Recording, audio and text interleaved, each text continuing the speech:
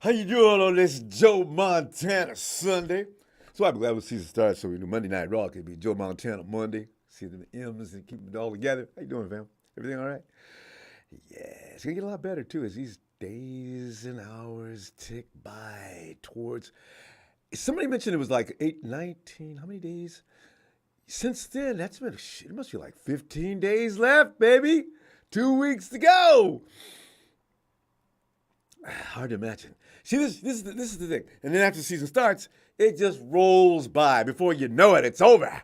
Christmas comes, New Year, and back to the playoffs. See, the Rams in there. I know they're in here. Yeah, y'all can't say that, huh? Yeah, rebuild. Anyway, 49ers, breakout players, bound for glory.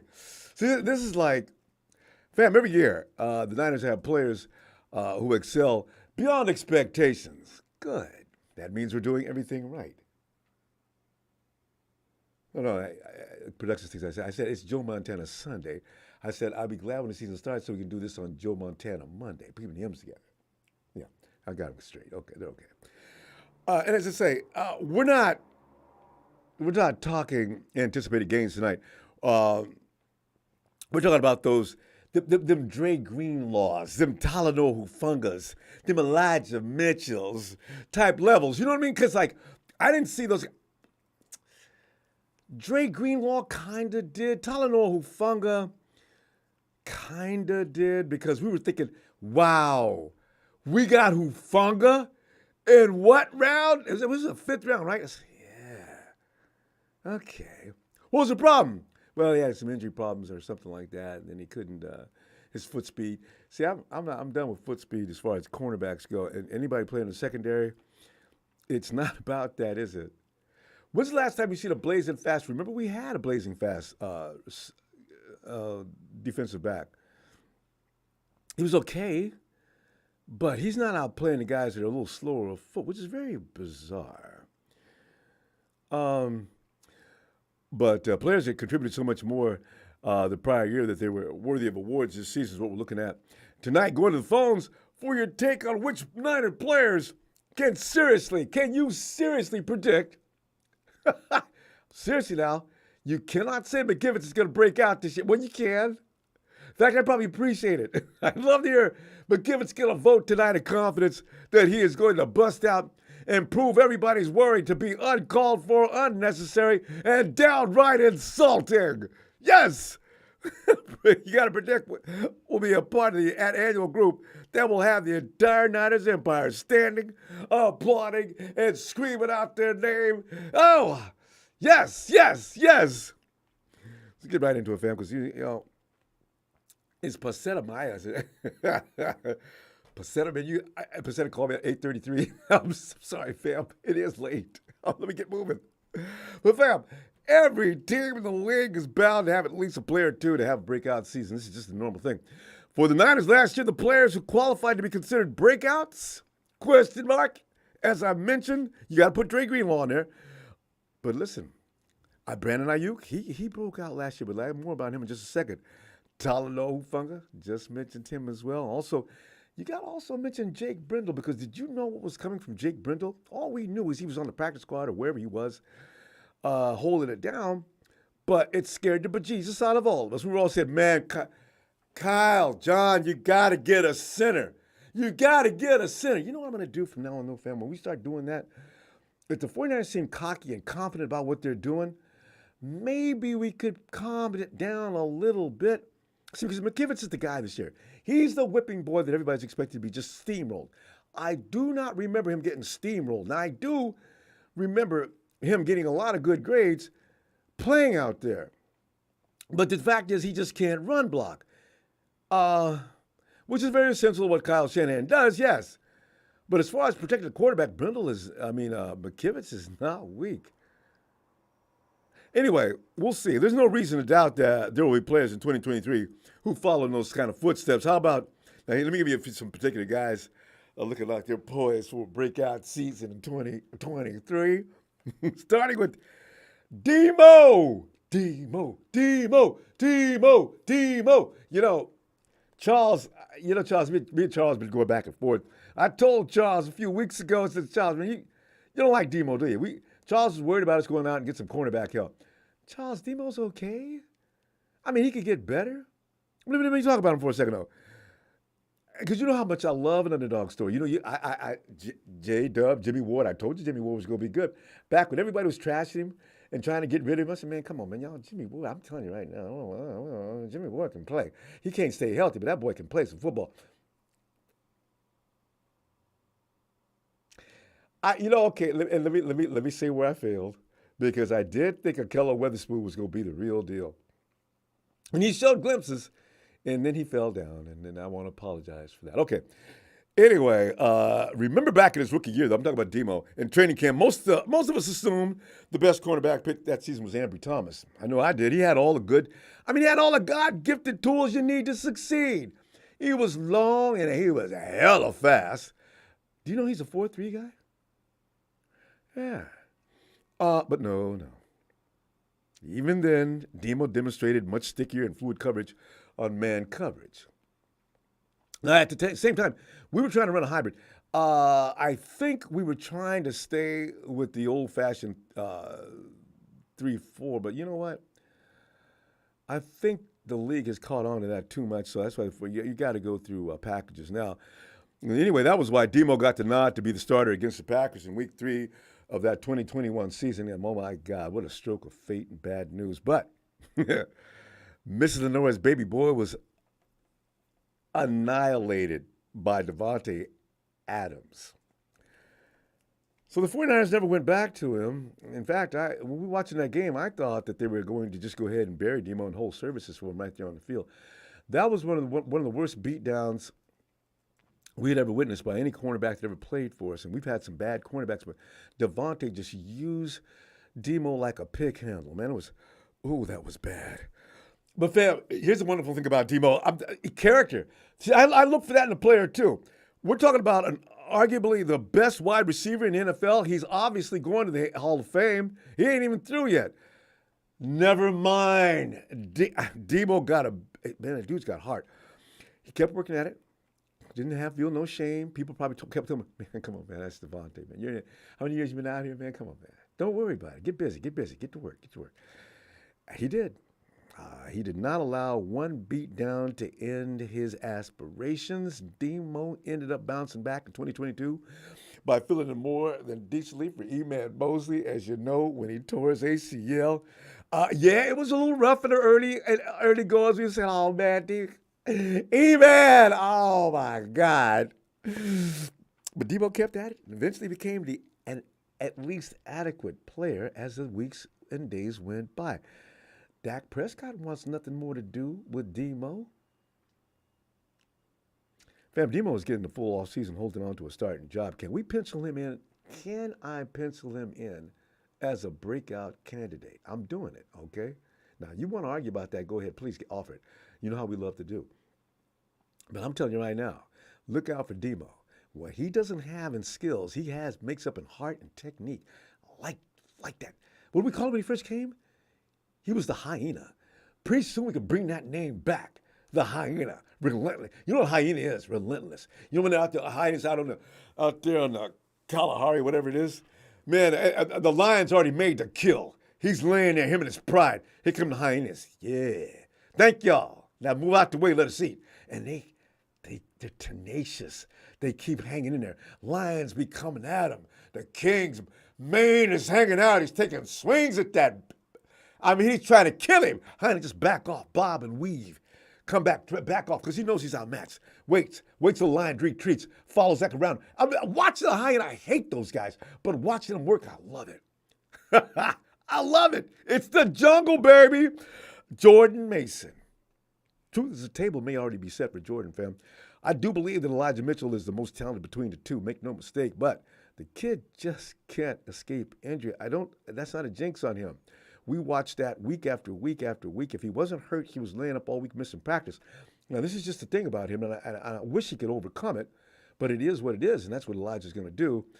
And I'm pretty sure that may continue. Hopefully that doesn't, because I just as soon have him and Mason taking all the heavy work. And man, Jordan Mason's going to have ample opportunities, but unfortunately, due to the circumstances, it's tough to appreciate the fact as it is. But it is what it is. Mason made the most of every opportunity given last season with authority. I mean, he does. Remember we kept saying, Kyle, let Mason play. Kyle wouldn't do it. You know how he is. With running backs, Kyle Shanahan wants to know, can you please protect the damn ball? Now, you know, Jordan, do you remember, I think he had one fumble. I think. But that wasn't enough to sway Shanahan. He still let Mason play. But with Shanahan, you do have to gain his respect as a running back. Protect the ball or it's over, baby. You know what happened to Matty B. Jettisoned out of here. So, you know, Christian McCaffrey need not be a workhorse running back, fam. I mean, he's no less than a 50-50 thing between his scheduling for half of his day. And pulling down passes as well. I want him out on routes. When I got everybody else out there, Kyle knows, if you got McCaffrey out there running routes along with everybody else we got out there doing what they do, it makes the defense impossible to cover. You can't cover them all. Put Jordan on the breakout list. All right. Brandon Ayuk. Ayuk pretty much had a breakout season in 2022, right? Maybe. But from what we heard and witnessed so far in camp is that B.A. is looking like a man possessed on a mission. As great as he was last season, he still has more to give. Fam, it's easy to believe that he will hopefully, the quarterback carousel has got to stop, though. Brandon had how many quarterbacks last year?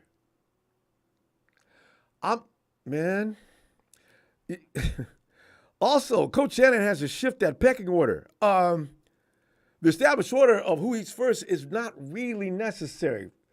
Kyle knows how. You know what? His philosophy is to pick on the weak link. Find the hot hand and ride it, right?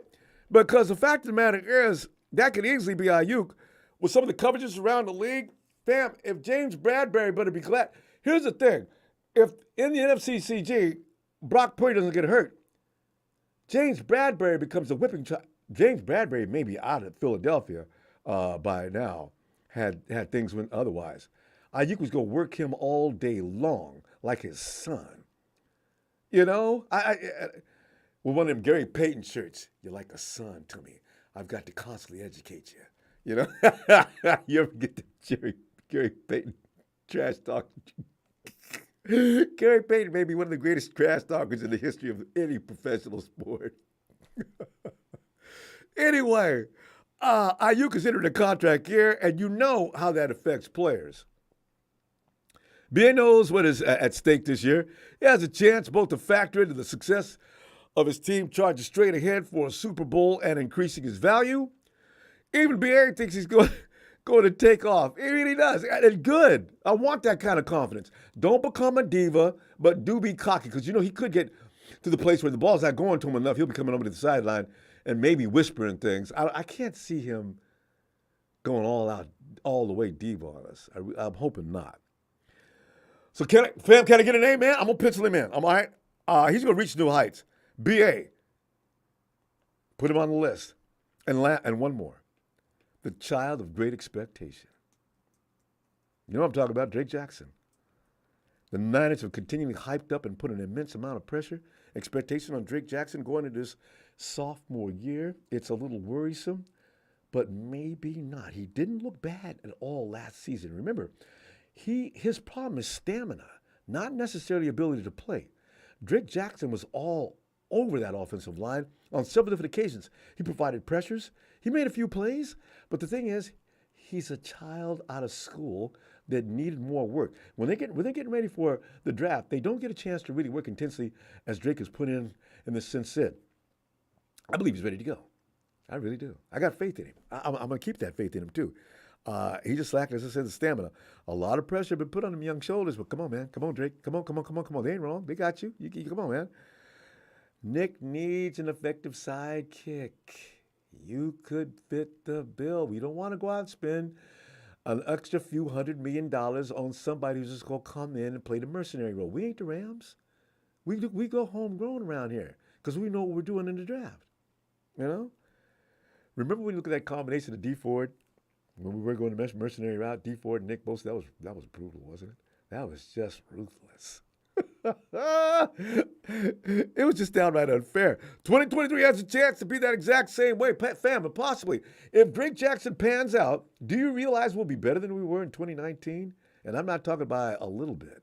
I'm talking complete devastation, carnage. Call the ambulance. And in fact, get in contact with their next of kin. It is going to be brutal out there. So Jackson comes close to living up to the hype that coaches have created for him. We're going to be in for a treat, fam. I can't wait. Just 7 to 8 sacks. 7 to 8 sacks is all I need from you, Drake. The rest of the guys will handle it. You just need to make sure the offensive line knows, hey, hey. You guys got all your boys over here on Hargrave and Nick, and look at the gap you left.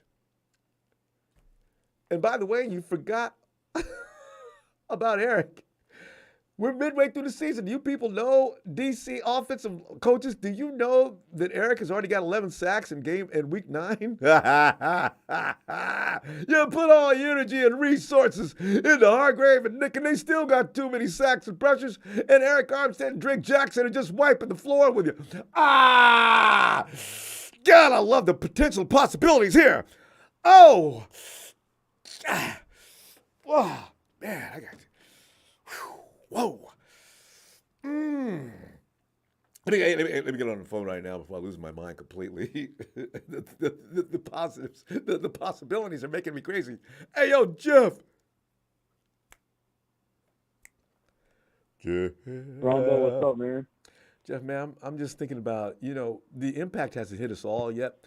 But, Jeff, I got a feeling after week 1 or week 2, we're all going to realize this team is ridiculous. Offensively and defensively, wow. Damn. Jeff, what do you think about the players I'm talking about as far as breakout? Couldn't agree more. Brandon Ayuk, Drake Jackson, Jordan Mason, those are the first 3 that come to mind. And then I think a guy that's kind of being not talked about as a breakout player that should be is Spencer Burford. Ooh, yeah. You see the post the other day. He's working out with Trent Williams in one of his camps, learning great things. Oh, and he's added some muscle. Yeah, I heard he's a lot bigger. Right. And to be honest with you, if he has a breakout year, there's no stopping this team. Man. There's certain players on this team that if they have a breakout year, there's no stopping this team. Because the established stars are going to do what they do. Now, if they get some extra help from these guys breaking out, oh, hell no. Oh. Right.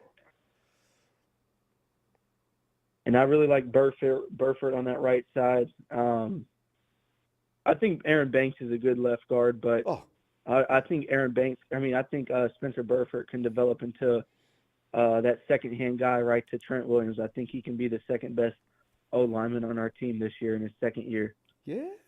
That's a lot of faith. Banks looked awfully good last year, and that was his second year.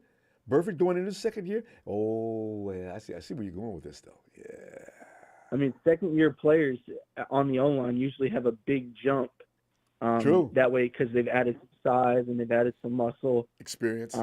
That second year in the trenches is where those guys, we really know who they're going to be in their career. Yeah. Yeah.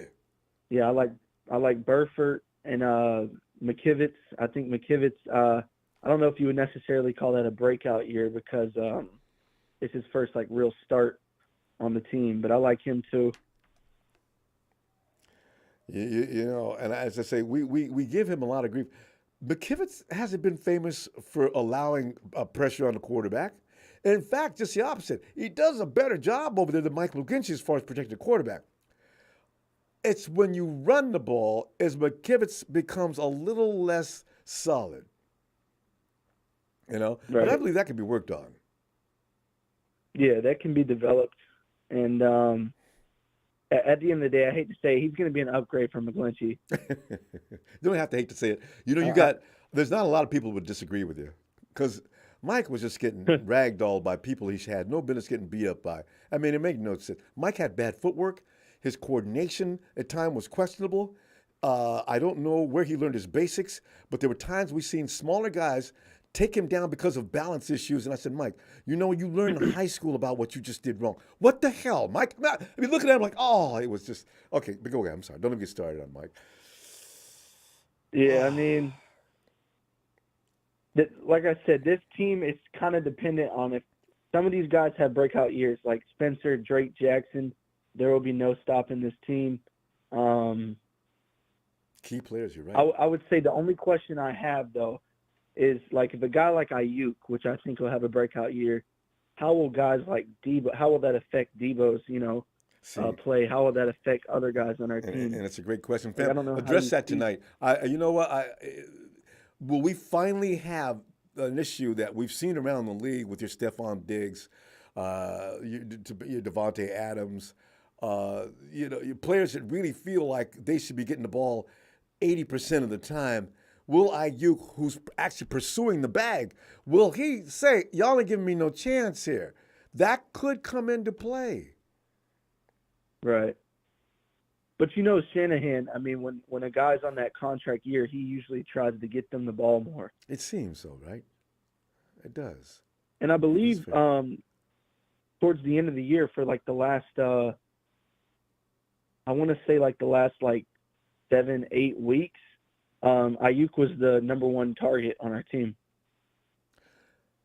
Yeah, because he ended up with more yards than anybody else.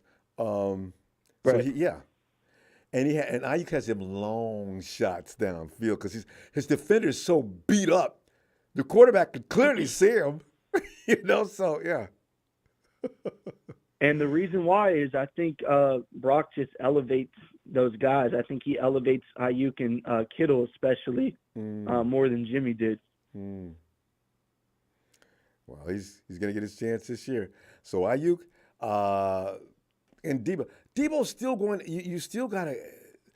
Debo's working hard for this offseason. Yeah, he is. So you got to feed the dog. I'm going to tell you right now, Ronbo, if he has a season like he did in 2021, we will guaranteed win. If he has a season like he had in 2021 with Christian now, Super Bowl easily. I mean, there is easily. No stopping that offense. And if they go into the playoffs healthy and into the Super Bowl healthy, I don't care who's over there amongst the highly vaunted AFC. AFC quarterbacks, you heard it, Jeff.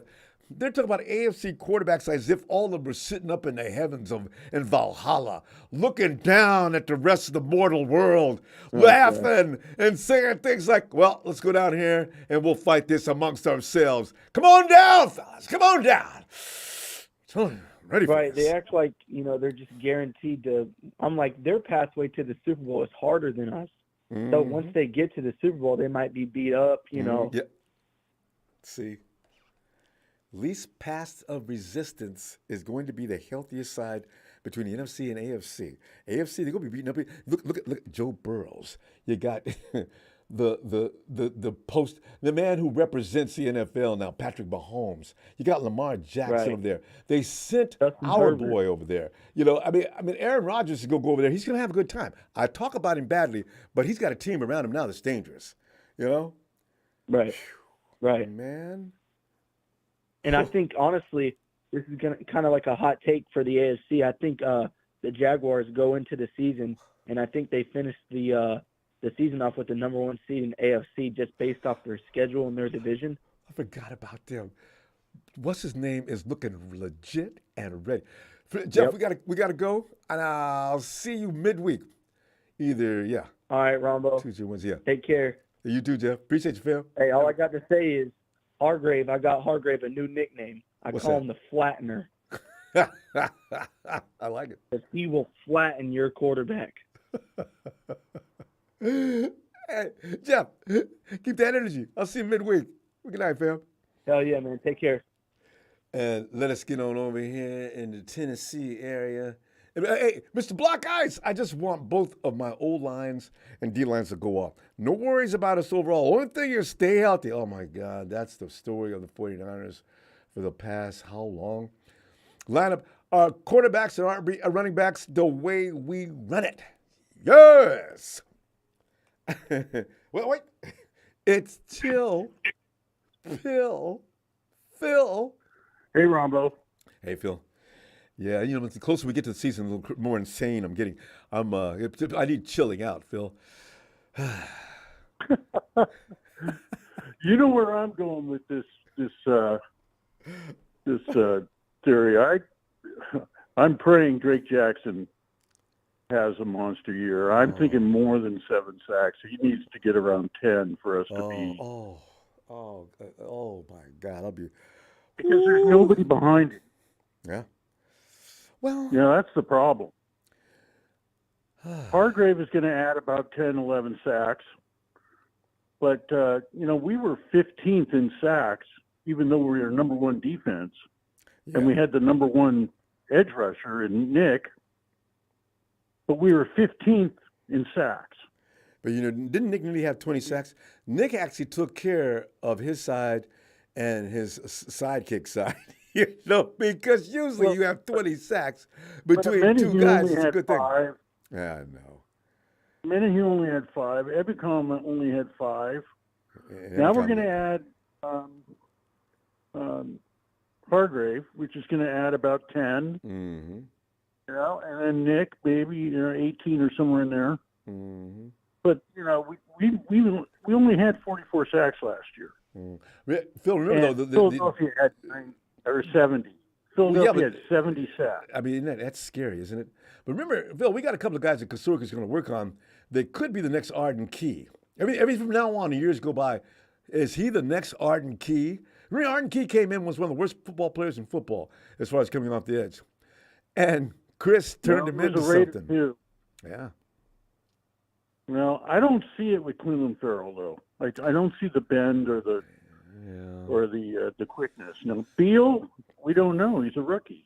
And he obviously doesn't have NFL weight and strength. I'm pretty sure he's working on that even as we speak.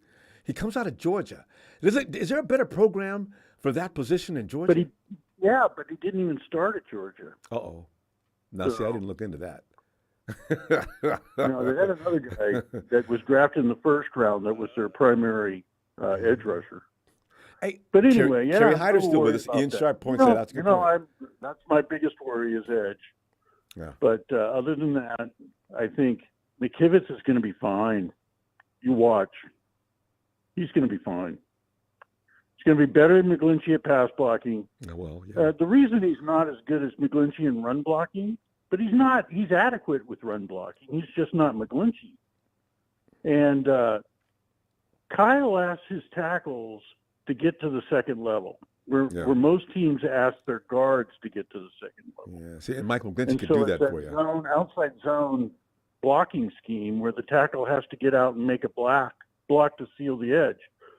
And so McKivitz isn't as maneuverable as McGlinchey was. Mm-hmm. And there's nobody more maneuverable than Trent, even though he's huge. The guy can motor. I mean, can you imagine a car coming out to block you? Well, that's what he is, basically. I do have a question. I have a question for you, Ronbo. I've been thinking about for the last few days, and it was actually inspired to me by Big Show. He did a super chat to Larry Krueger on his podcast. People and Larry Krueger laughed on his question, but his question is, when are we ever going to get a franchise quarterback? 2025? And Larry Krueger laughed, and his response to it was, I think we have 2 franchise quarterbacks on our team. So what is a franchise quarterback?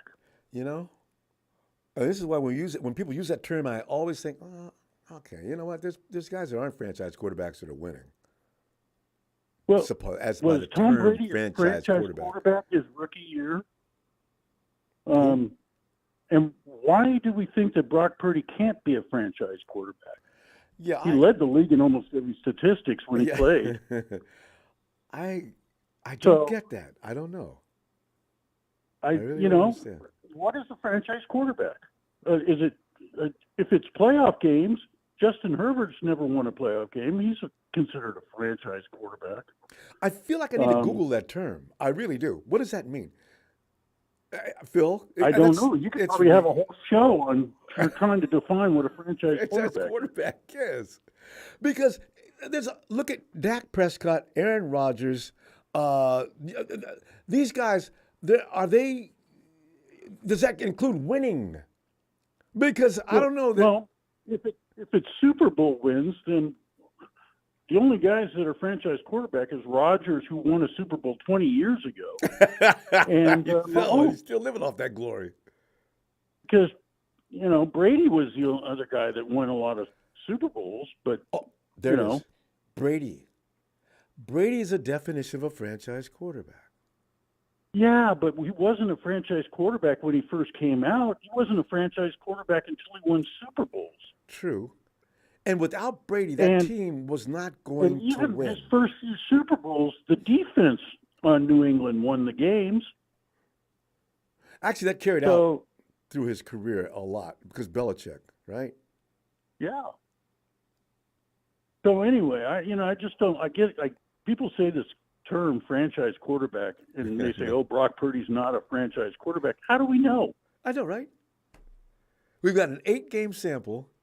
And we've declared him a non-franchise quarterback. He led the league in almost every quarterbacking statistics over that time frame. How many rookies come in looking like that? Granted, he had a great team, but still. None. That's the whole point. He set rookie records in half a season. I don't know. So I don't know. I don't know why these people say he can't be a franchise quarterback. I guess because they look at his size. And it can't be really his size, because if you look how big Brock Purdy is, he's 6'1", 220 pounds. Now, how big would you say is Jalen Hurts? Hurts is around the same height. And Hurts is 6'1", 6'2"? He's 6'1", 223.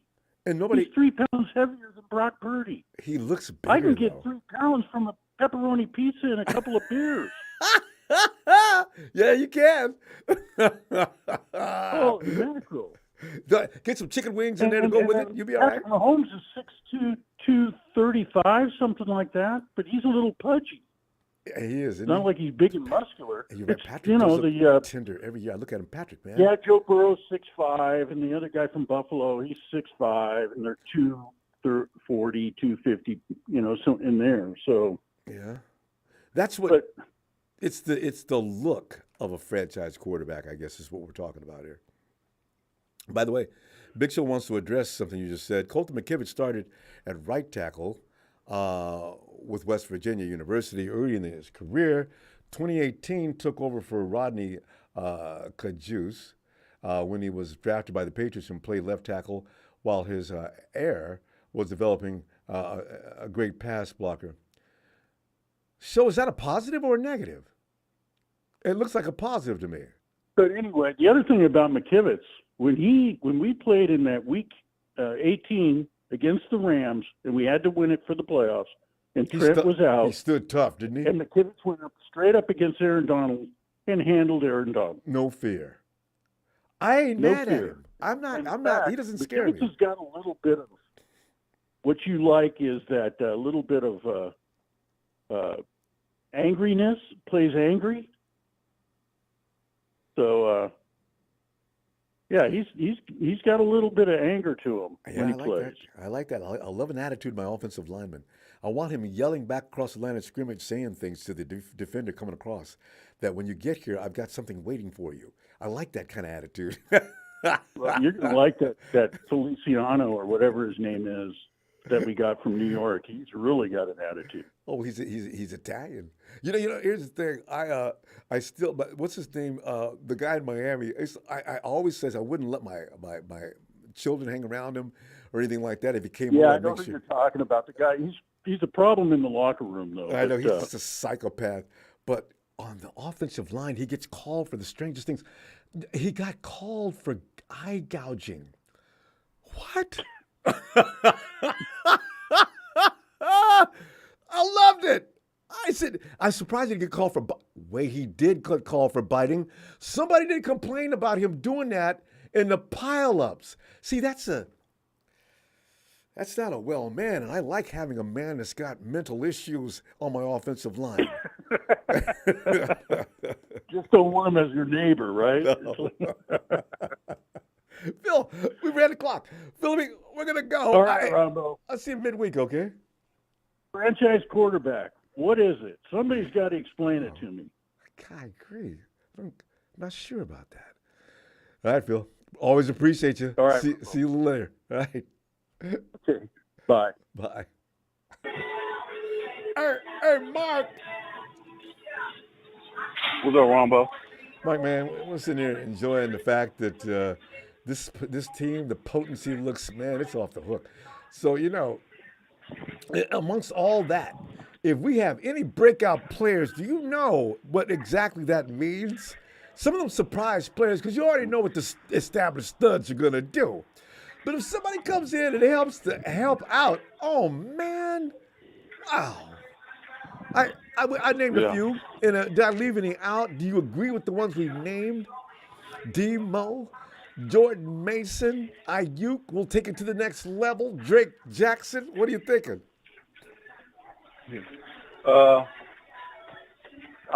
Pretty much everybody's your name. Jordan Mason. Ronbo, I'm gonna need you to be on the sideline for Kyle Shanahan. Kyle Shanahan sometimes gets in his own way, and just tell him, Kyle, that's not gonna work. Kyle, put Jordan Mason right here, Kyle. Now, Kyle. Now, how about now, Kyle? You got to do that type of thing with Kyle. I agree. Sometimes he gets in his own way. And you know what? We had Ronbo.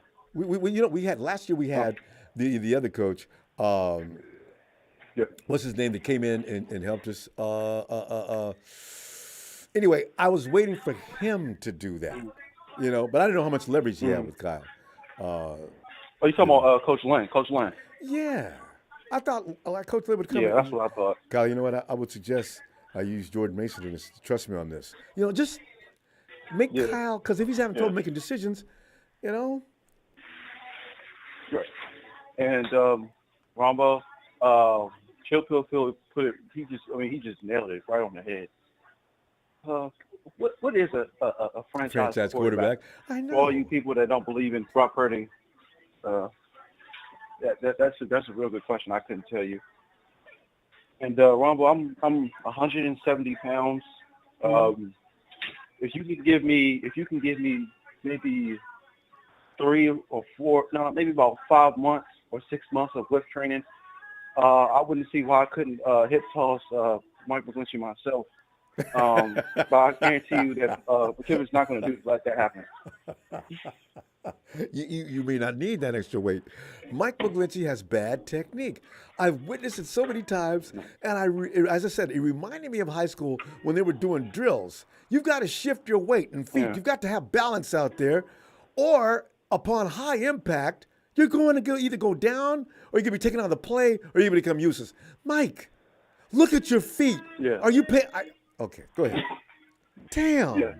It's just equivalent to like one of your guy friends that get over a breakup and they sit in the room for as long as they can, and you come over, man, get up, get yourself together. Ronbo, I was so disappointed in McGlinchey that night. Well, you just embarrassed the whole team. I guarantee he was probably the weakest link on that offense. I think so. I mean, we watched the Dallas Cowboys. What's his name? Hip tossed him. And you know what? He never took his eye off the quarterback while he was spinning Mike McGlinchey like a baton. I was so embarrassed. I was like you. I was embarrassed. Yeah.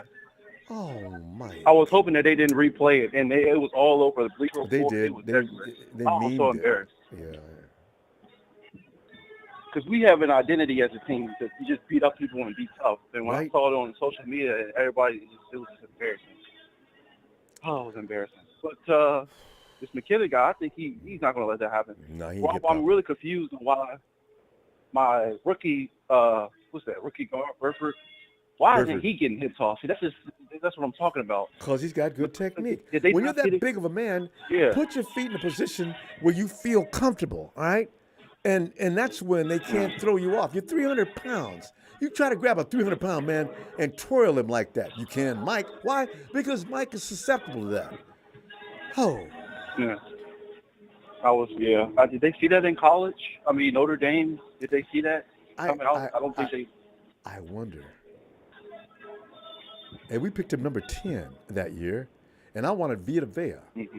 And we picked Mike Levinci. Who was right? I was right. Vita Vea.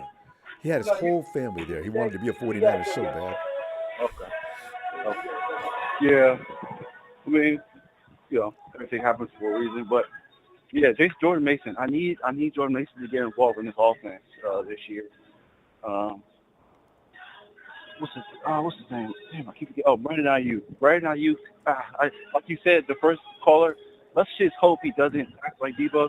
See, if I was a friend of Brandon Ayuk, I'll tell a friend of Brandon Ayuk, I would tell him, listen, he would complain about the money. He's like, yeah, they're not giving me what I want. Listen. They don't care. Okay, they will sit and wait. They don't care about you, sitting throwing a tantrum, crying. You know what I'm saying? They'll wait. Like they do to all the other players.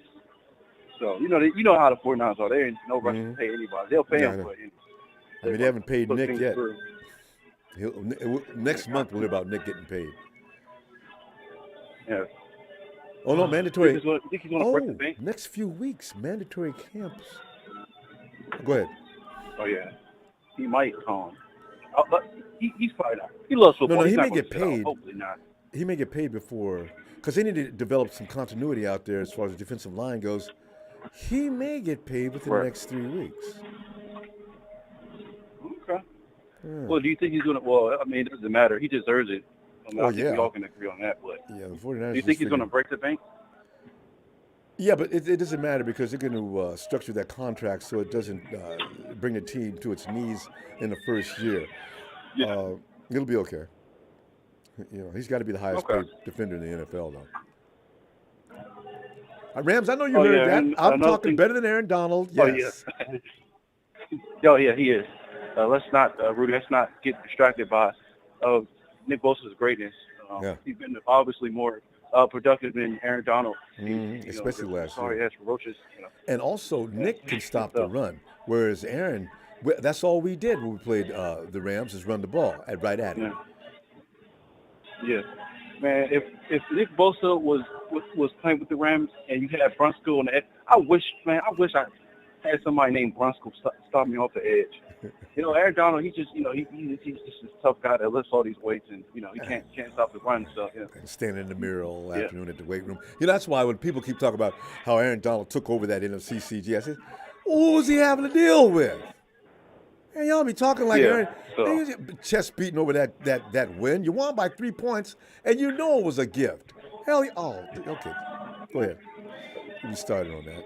With Kyle Shanahan, again with Kyle Shanahan, I'm going to need Kyle Shanahan in these big games to be a man and start voicing his opinions out loud to these referees like Pete Carroll and all these other coaches do. I remember in the NFC Championship game, Kyle Shanahan told him, I did voice my opinion as far as to throw the flag. They didn't give us any other angles. Kyle, you get on my nerves, Kyle. You know what? He comes up with all these excuses. Kyle is scared that if he gets taken off the field, who's going to play call? Kyle, you can play call from a phone booth somewhere. I mean, outside the stadium on Selly. You ain't watch the game and tell us what to do. He's got to get it. You got to work the refs. Every sport, basketball, baseball, especially baseball, you got to work the damn refs. We got to go though, fam. I'll see you midweek. All right, looking Ronbo. forward to it. All right, Mike. Charles, I'm so glad you called.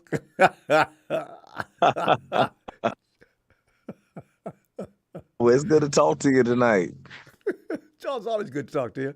And Charles, one of the things I enjoyed was the fact that I had Demo on my list, and I said, "Well, I hope Charles is here tonight." Because I got him as one of my breakout players. Yeah. A few people have him on their list as the breakout player of the year. I said, "Where's Charles? Charles! Charles!" I got Demo as a breakout. I got Jordan Mason. You know, a lot of people have the same list. Jordan Mason. You got Ayuk. He's going to break out to the next level. And also Drake Jackson. Charles, offer me some argument about Demo. And did I leave anybody off the list? No, I think Cole McKivitz, he's definitely gonna turn into a stallion this year. And Brock Purdy is definitely a franchise quarterback. A franchise quarterback is somebody who plays consistently throughout the game. He's able to bring it home. He's able to make clutch passes at the end of the game to win the game for you. And that's what he does. Yeah. And like I said before, either Luter or Womack is gonna, Debo and rob the position from Demo. And so, Luter is Mosley 2.0, and Womack, he just needs some more playing time. But they gonna whip him in training camp. Sit Demo down. They gonna send us out of home like they did in the Wild Wild West. They gonna send us out of home. Charles and I had this conversation a couple of months ago, and we're still sticking to it. Who's going to have bragging rights this next season? There's no winner. There's no loser here. Because if Charles is right and whoever comes in and takes Demo out does a better job, I'm delighted. If I'm right, like Charles, I tried to tell you about Demo, and what did you tell me? Yeah. Send us out of home. I'm telling you now. Put him in top 10 coverage. Oh, look out. But man, Jennings, man, I hope he takes his game to the next level. But if he does it, Chris Conley, Juwan? That's what he's. Yeah, Juwan Really? Jennings. Yeah, Either him Conley, or some people, Conley may have some trouble making this team. unless he's injured. Yeah, well, because I think they still want to work with the other speedster we picked up here. What Isaiah Winstead? No, the fast kid we picked up year before last. It didn't play much last Oh, year. great. Yeah, Great. Danny. Yeah, Danny.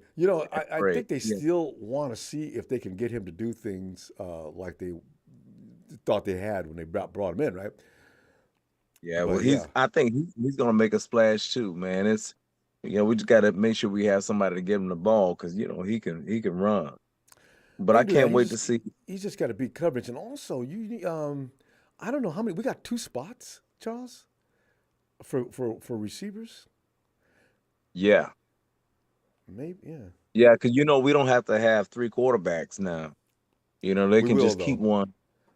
Yeah, we're gonna have 3 quarterbacks, but we don't have to have Not 3 only. quarterbacks.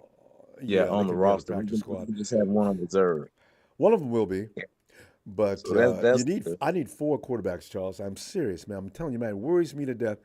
You never Oh know if yeah. lightning's going to strike twice in the same place. Oh They went yeah. through 4 quarterbacks last year. I don't want to have to call somebody up in week 12. Listen, I need you in here. Who is this? It's Coach Shanahan. You're calling me? It's Ben Roethlisberger. I quit. Oh yeah. I'm not saying you can't. Oh, I wanted somebody training all year though, but we'll see. Yeah, I know. But but we're gonna see, man. Like I said, we got Brock Purdy coming back. I'm happy for that. Trey Lance, he's gonna be ready, and Sam's. I'm concerned about him. I'm always concerned about him because Yeah, I mean everybody the is. way he plays in the games, man. It's just like he doesn't have that moxie. He doesn't have that savvy that Brock Purdy has, and he's on his third or fourth team in 4 or 5 years for a reason. But he's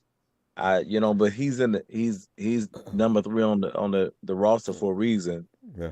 And hey, but as long as he can play better than as long as he comes in and is able to do what Kyle Shanahan wants him to do, I think he'll have success. But Yeah, he'll be better than Jair Johnson. Brown, man, I can't wait to see him play Jason Poe. I hope he's able to make the team, and Ooh, LeBourne, yes, the running yes. back, the running You back. know, yeah, and also as the kid they've got at cornerback that they talk about is he's a good return man as well. Oh, you I'm talking about? Oh yeah, the kid Richardson. from Texas. Yeah, They said he's a dog. They say I forgot his name. man, I'm Yeah, telling you. So, but I forgot about him. You know, Lenore, he's got some competition this year, man. I'm telling you, he's got some competition. No, but the Lenore, I mean, we talked about this when he was drafted. You know, when he was drafted, we thought he was going to play in the slot, and you know, they put him in the slot, and he wasn't fast enough in the slot, I guess. But you know, because that's Richard Sherman's student. You know, Richard was training him before he he came ain't into the league. training well enough. He just, But Charles, he doesn't. you Yeah, have to go admit, ahead. he came out shaky, but as the season progressed, he was starting to get it. Everybody, Devontae Adams Yeah, but he was burns playing up zone. everybody. He was playing zone. He was playing zone when he. No, he was in man I mean coverage that. a lot of the time because we don't play straight zone anymore. Yeah, but I'm just saying, you know, the plays that he had success on, that he had picks on, Yeah, it was in you the know, that zone. he was playing zone. So I I can't mean, get mad it's at that like though. he doesn't have good straight line speed. He's not a really good athlete, you Okay, but know, Ambry and he Thomas, doesn't have really good awareness, but Charles you Ambry know. Thomas has good straight line speed, and Ambry, he's another guy that I made a mistake on. I got Akello Witherspoon and Ambry Thomas. I thought Ambry was going to Everybody, come out but this everybody, last year and raise pure yeah, me hell. too. Oh yeah, Oh, but Ambry, what is it? everybody saw Ambry Thomas film, and we saw him stand with wide receivers and shutting down, you know, the side of his side of the field, Yeah. and we thought we were going to get some of that, and no, he just, you know, he took that year off for COVID, and his skills just went Yeah, somewhere but he else, came back went that to next year somebody and he was else. kind of weak. He couldn't beat nobody out. He was the Yeah, guy on the bench, and then all of a sudden he came in, and every yeah, week he got better. He played against some really tough competition. yeah. The And, Bengals. yeah, he Uh, showed up he at the end, and yeah, oh yeah, Odell. He stopped Odell that day, and I oh said, yeah, oh yeah, Ambry Thomas has increasingly gotten better each and every week. He's a oh yeah. fast learner. What do we got here? I was delighted. So, Yeah, me too. yeah. I don't know what's going on with him now. I Yeah, think he's got some mental problems. I don't mean mental problems in that way, but I mean there's something bothering him because he's not yeah, focused. He doesn't look the yeah, same. he's not, man. Man, Yeah, I mean family issues. it's so easy, and it's so much easier today. I think it's so much easier today for you to improve. I mean, you know, you have so many people you can call on, so many wide receivers you can call on to go up against, old and current. Oh, You know, there's so many things you can do to train to get better as a cornerback. I especially mean, get to train to get better at any position. So yeah. I don't get it. Maybe he just, He not you know, working hard maybe enough, he maybe. doesn't breathe football. But I know, you know, if I was in that position, man, please, I I know, would, right? man, Be working hard all day and all night, talking about get some man, I'd rest. be, I'd be on the football field, you know, at least I'll be doing my own 2 days. You know. But You Charles, know? we got to go. I'm going to see you midweek, and always great to hear from you. I'm so glad you came in tonight. I said, "Where's Charles?" I'm going to talk about Demo tonight. Yeah, I've been trying to get in, but you know, my schedule's been weird. Yeah, But I'm gonna try to get in midweek. You all know, right. the training camp is about to start up, and you know, it's Yes, indeed. it's This time it's next really week, I'm going to getting be excited, pumped. man. Yes, indeed. Yeah, I can't wait to hear good reports out of the camp that, you know, the offensive line is jail is intact, and you know, is beating up the defensive line. That's what I There you want to go. hear. There you go. Yeah, you're probably going to hear it too. I don't know about beating up our defensive line, but maybe the second string. All right, fam. It could be a stalemate out there. All right, fam. I'll see you midweek, Charles. All right. All right, fam. It's my dude, Charles. Can't wait to see Charles. It's going to be fun all season long. As Demo's got 2-3 picks by week 4. Jalen and your boy Gene D has come running back up in here after a hiatus of about three shows. Gene D, good to see you, sorry self. Jalen. Cardinals, y'all are relevant. Rams, y'all some bums. Seahawks haven't won a ring in 10 years and counting. Ronbo, I know that can be fun. Oh, hell no. Love it. See?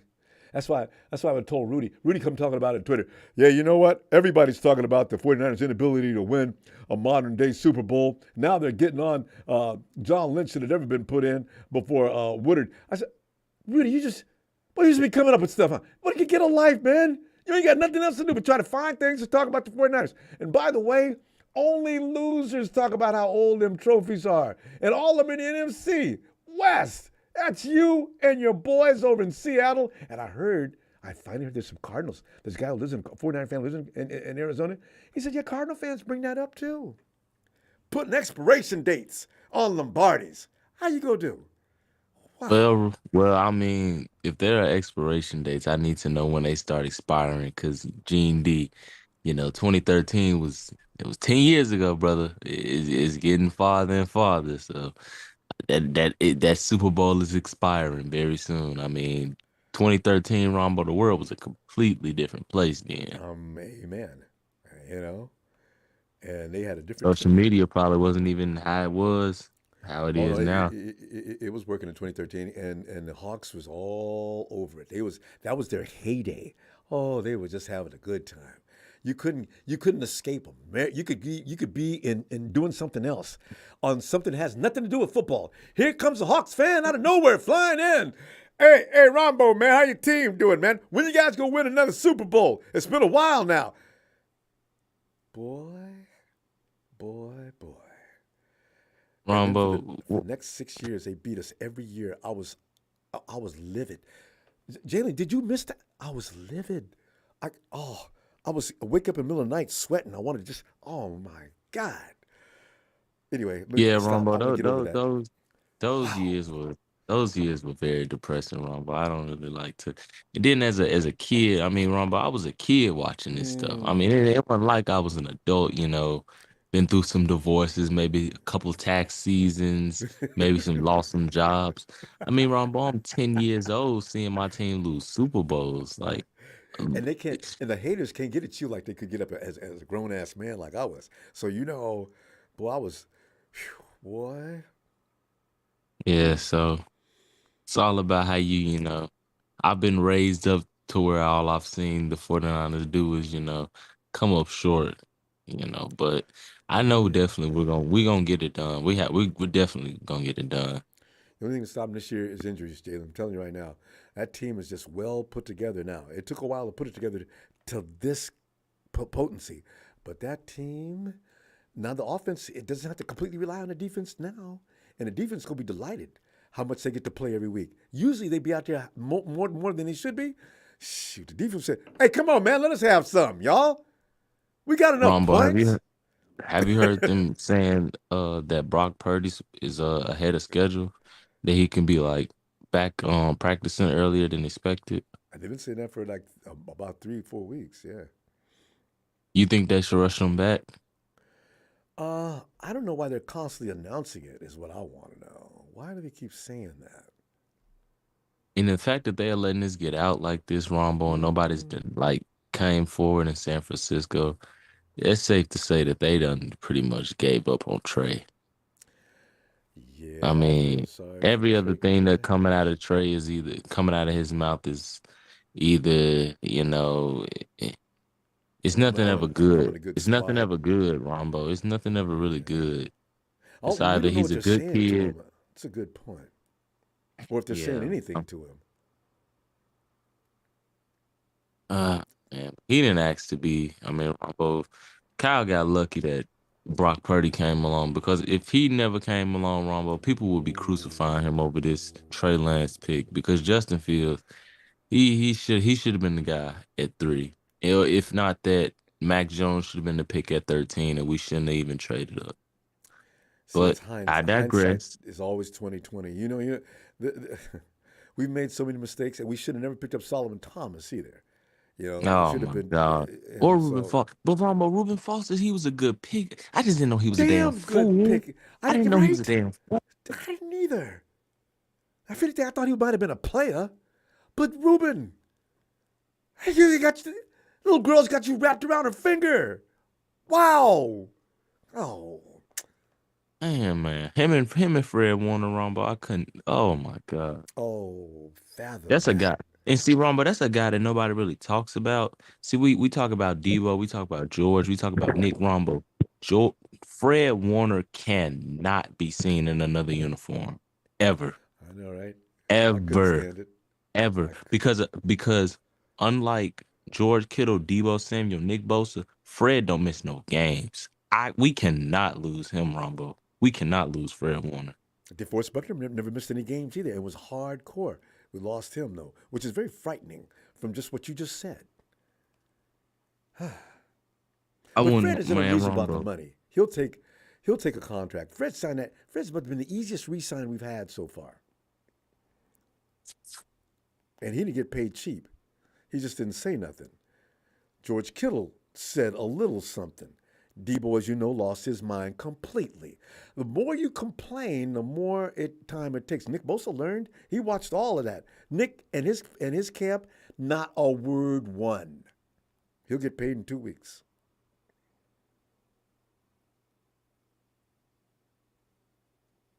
That's the way you get it done. Rumble, I got muted on accident. Yeah, but Yes, I think I don't think that Nick is gonna be, unprofessional about it. One thing I can say about defensive linemen when it comes to their money, they ain't divas unlike the offensive players, like wide receivers, running backs, quarterbacks. They divas when it comes to money, but like guys like linebackers and defensive linemen, they'll take they money and they'll be good. agreed. I mean, they want to get the public involved, going on social media. I'm being mistreated. They treat me like a slave. They don't come out here and work like a field. I mean, come on, man. Debo.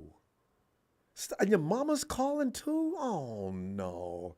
His brother Yeah, that got whole on. Debo, that whole God, Debo Samuel situation. I was For him to embarrassed. Rombo, he has to show up this year because he did all of that in the offseason. Him at the club with the cow with the whole is he coming to Dallas thing. Like, and I understand he was out of shape last season, but He Debo, was. you gotta show up this season. We gave you that money and you followed it up with a mediocre season. Mm, That you gotta you, show up this you season. you I gotta want stay professional, Debo. at least he has to have at least 1,200 yards I'm, receiving, I'm, I'm, Rumble. I'm right with you. And he's working as hard as he is. He better show up. Dang. Hey, Jay, we got to go. I'm going to see you midweek, and we'll continue. Man, Rumble, we still the kings of the West. Kyle and Nee need a 2-year rest. Mm-hmm. And Gene D and we can keep on crying because the 49ers are going to always be the best. Best. Let's not forget, y'all. Yes. Nick Mullins, his very first game of Mm. his career, fresh out of college. Mama titty still in his mouth. Yeah. Wet, breath smelling like molasses. He beat the Raiders on national TV. This wasn't just some game that you can catch if you stayed in California and you lived in the area. No, this was on prime time. This was no different than Monday Night Raw, Yeah. Thursday Night SmackDown. It was live and in stereo. Everybody saw it. Igloos saw it. People in the Congo, the Amazon, Hannibal saw it. Damn it. People in Pakistan saw it. The Ukraine, damn it. Skull Island. Astronauts on the space station saw it. The people We're on the adding to this submarine list broadcasted every week. it. Too soon. That was too soon. That was too soon. That was too soon. Kevin, I'll see you in a little bit. You be holler out here.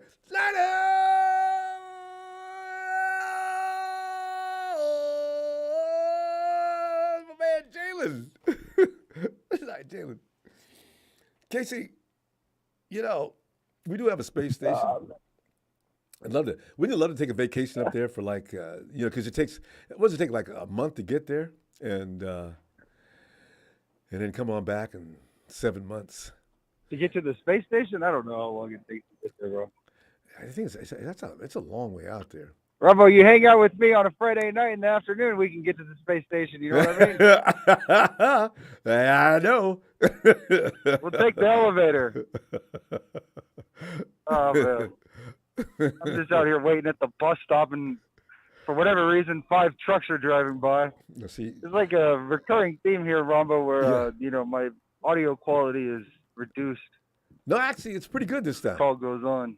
Yeah, you were out Well, I took in my Bluetooth off. in the bus catching area last time, and it was not this good. It's pretty good this time.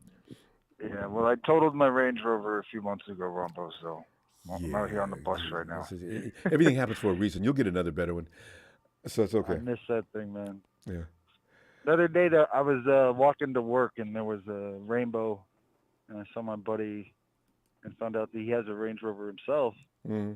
And it's just kind of nice to see that, Anyway, that's not why I'm here, Ronbo. I'm here to talk about the San Francisco 49ers. I thought you were doing a commercial for Range Rover. Yeah. So I wish. I tried working there, but anyway, that's another story. I digress, Ronbo. I really like that part about. There was a caller, he was talking about the Jaguars, and he said they still got what's his name, or you said they still got what's his name, and the caller was like, yeah. Yeah, you know what's so funny? Kind Trevor Lawrence. Trevor Lawrence hasn't become a household name just yet. Now, last year he did establish himself as the best in that class. I've got to stop doing that.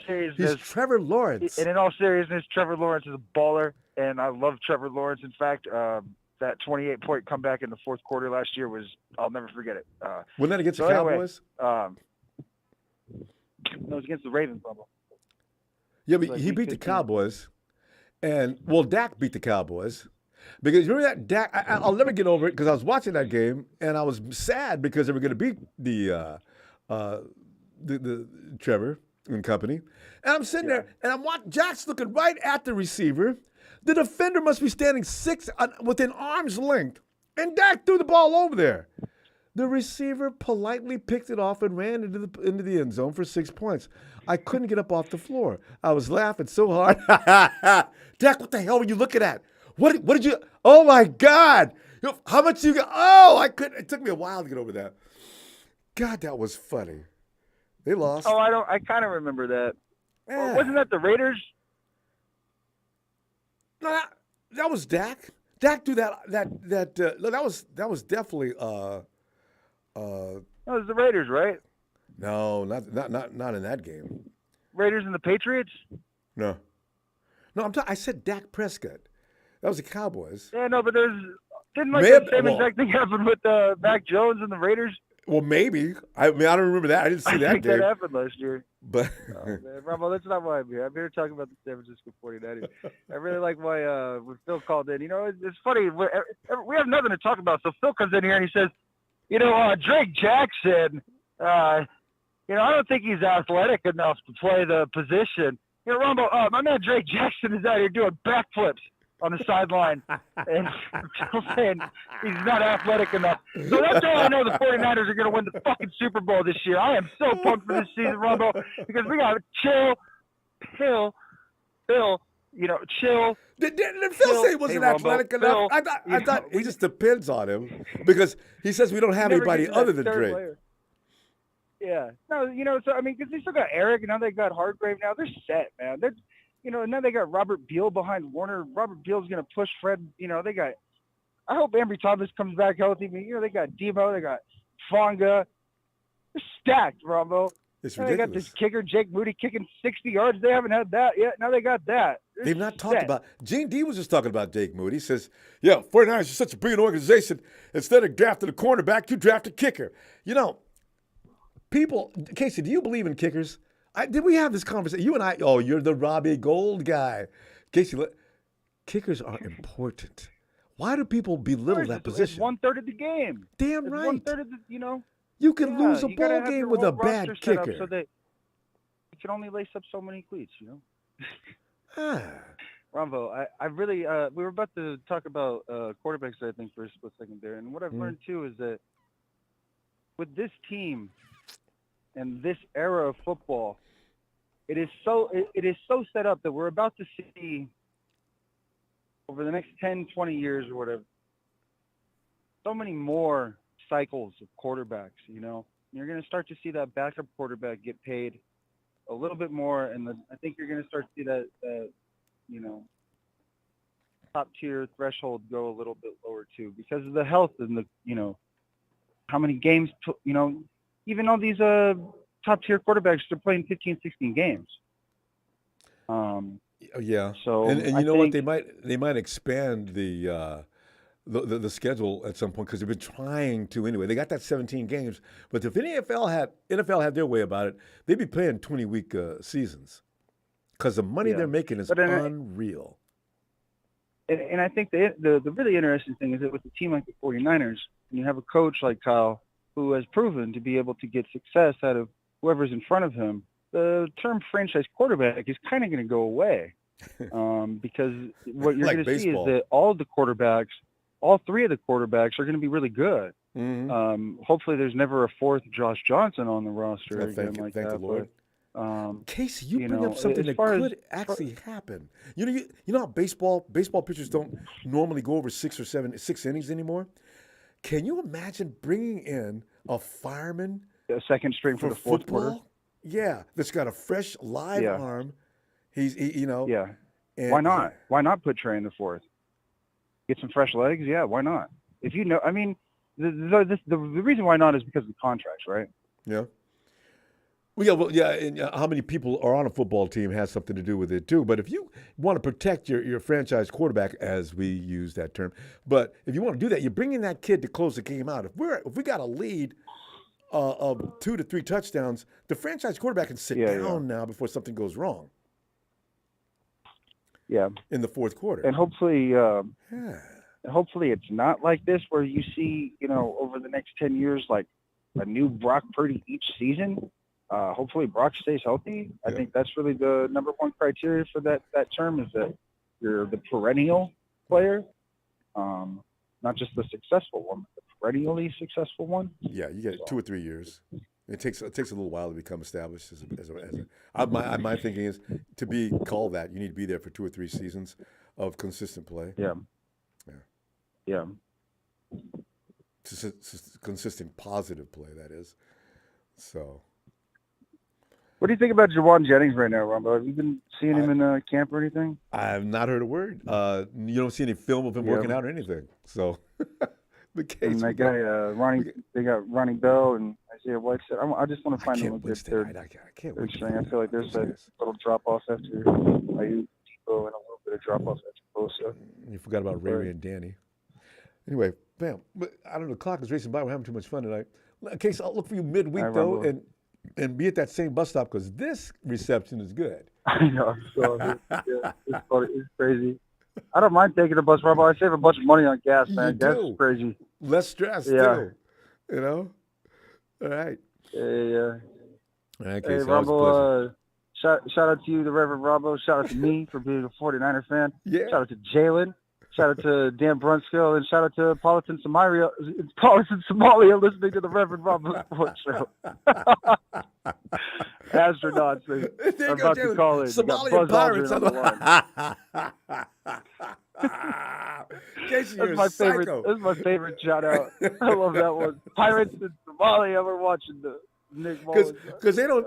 Those guys don't take a day off, so you know they've got to have stuff on the ship. Yeah, it's a full-time job, Ronbo. All right, buddy. Have a good day. This show, where are we going? Hey, Case, I'll see you midweek. Oh, God. Let's go. And we go quickly to the land down under where our dude, Tony. Hey, Ronbo, what's happening, brother? Tony, man, we're just looking at potential breakout guys this year because we get some every year that we're kind of surprised by. And there's some names already out there that people are thinking about. I mentioned Demo, Jordan Mason, which is no surprise to anybody if Kyle just lets him play. And Ayuk's got more left. He's only scratching the surface of what his potential is. And then, of course, Drake Jackson, whom everybody is putting stress and strain on because the fact that we're depending on him. And Nick is probably calling him every day, asking him how he's doing. Do you have a couple of protein shakes today? Listen, here's what I'm doing. If you want to get this done and this done, can you imagine, Nick? I got this, man. I'm gonna help you out, man. Don't worry. But yeah, those are 4 guys. Did I leave anybody off? And do you agree with those guys, Tony?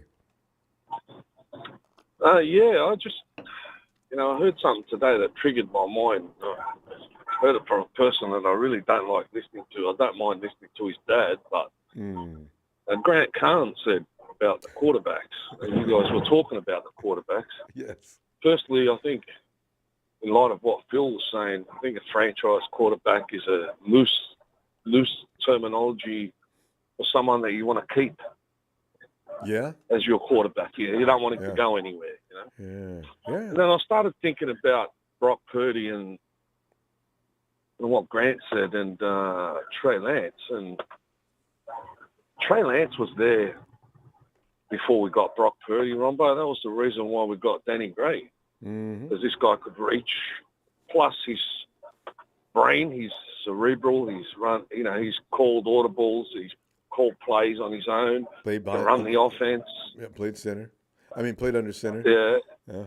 Played under center and all that stuff. And then I'm thinking to myself, well, when Brock Purdy was there, it was third stringer. He was practicing with scout team. Yeah. Right. So nobody saw this kid. No one walked up to Shanahan.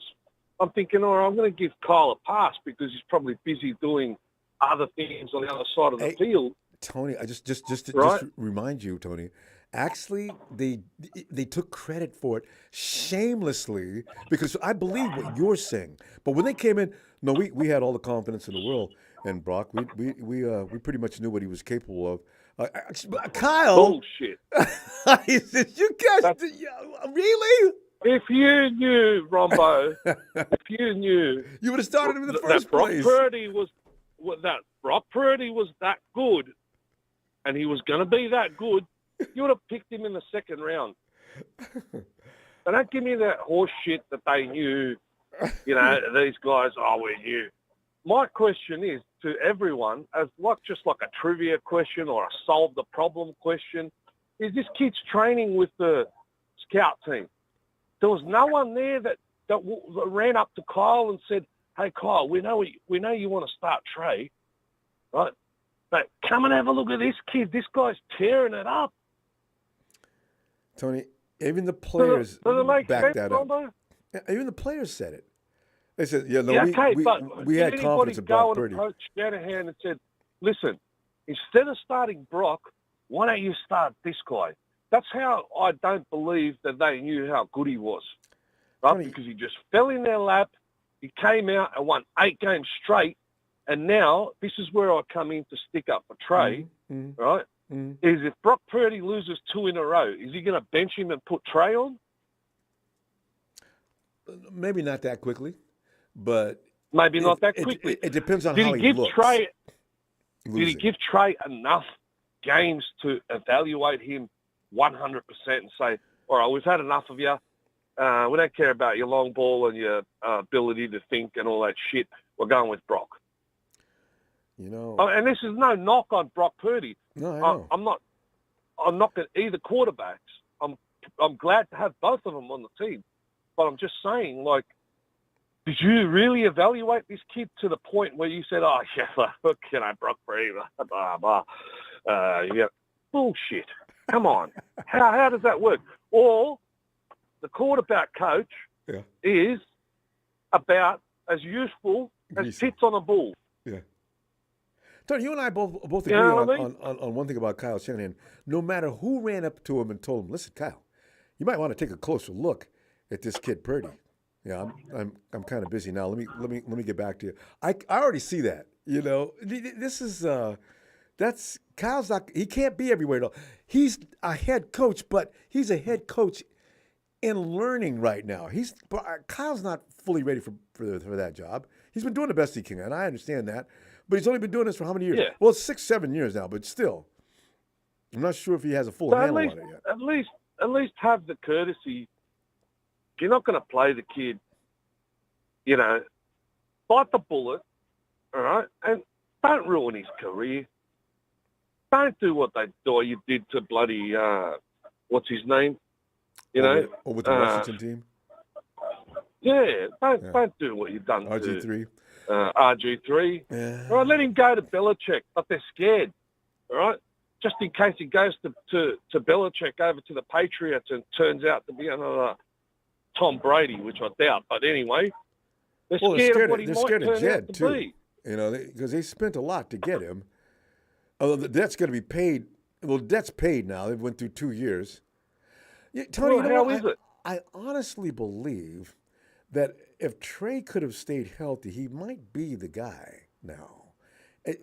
Well, here's another question for you, Rombo. If Trey Lance was Kyle Shanahan's nephew, all right, do you think that his dad would have rang him up and said, listen, if you run my nephew between the tackles and get him killed, I'm going to cut your head off? I agree. Right? Kyle got him killed. He wasn't ready for the things that Kyle was asking him to do. And I think Kyle would realize, knowing players as he does, when and when not to do that. Run something that you know he can handle for now and work him in gradually. So, well, in my eyes, he was supposed to tell him, listen, we know what your ability is. You're a good quarterback. We think you're – I mean, they were the guys, not us, the fans. They were the guys that went out on public international TV and said, no, we went up to get him because we know this is the guy. Yeah. They didn't say that about Brock Purdy.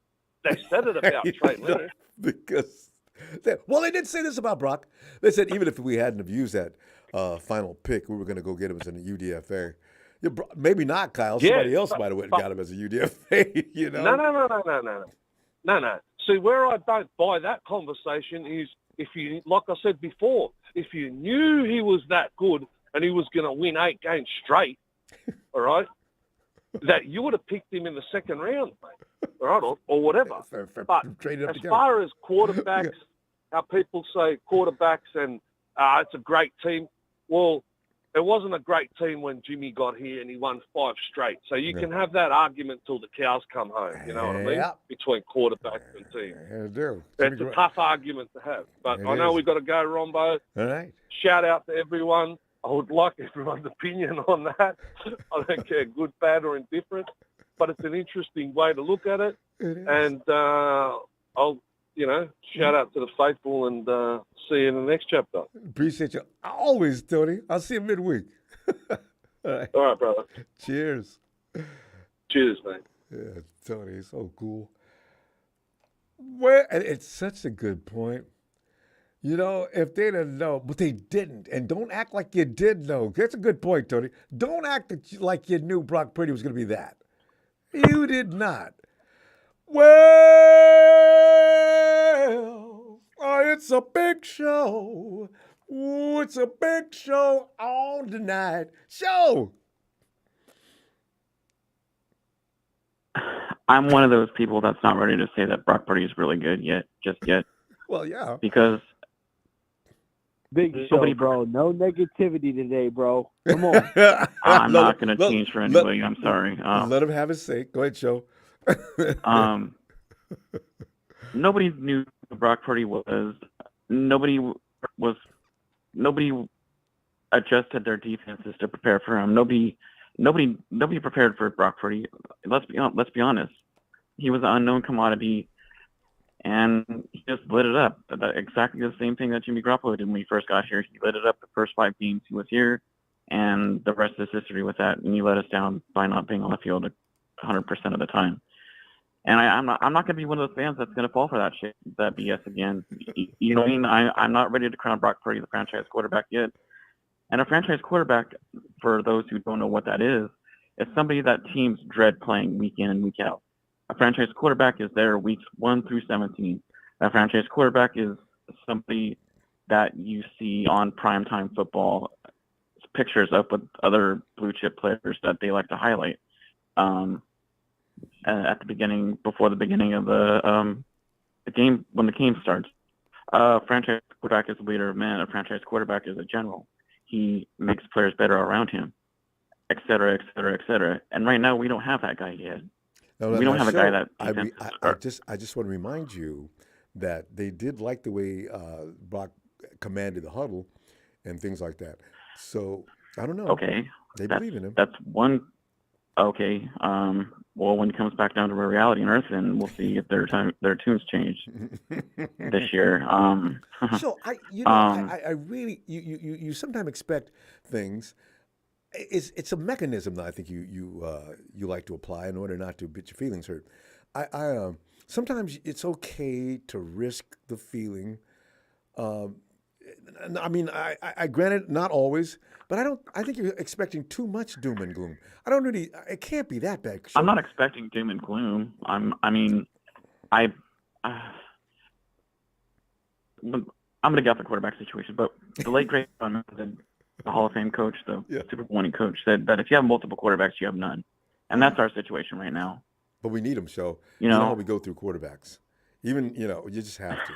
You appointed Brock. They said Brock is the guy. It's his job to lose, and then you have a couple more to back him up. It is, but I'm not ready to crown him the franchise quarterback just yet. I'm not going to fall for that again, just off of eight games. No, sir. No, thank you. Do you want to give out that title right now? No, I'm not giving out that title to anybody right now. Okay. So you just because we don't have a fan. And are you rooting for anybody? We're pretty much still accepting applications for it, right? We're pretty much still accepting applications for it right now. Are we? Show, would you bring somebody else in right now? If all these guys fall flat on their face this year, then absolutely. That's where I want to. Yeah. That's where I want to clarify my comments. What I made on Larry Krueger's podcast, because Phil kind of took it out of context. He didn't actually laugh at my comment.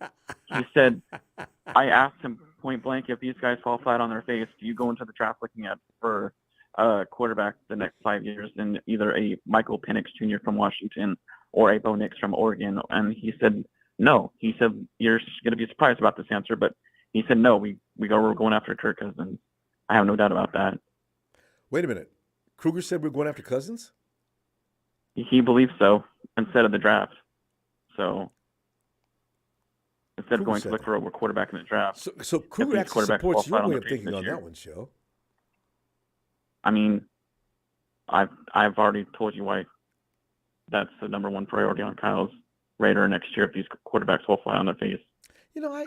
That's such this year. But that's such a defeat, Show. We went through all the things we went through. We built that team up to be just a machine, and we fail and reach back and get Kirk Cousins. That's not a failure going downhill. Well, I don't know. Are you kidding me? I'd hate to think that. But anyways, as far as breakout players goes, I mentioned Colton McKivitz. I had said that he started at right tackle in 2018 with West Virginia University, and he was a great pass blocker, believe it or not, with them.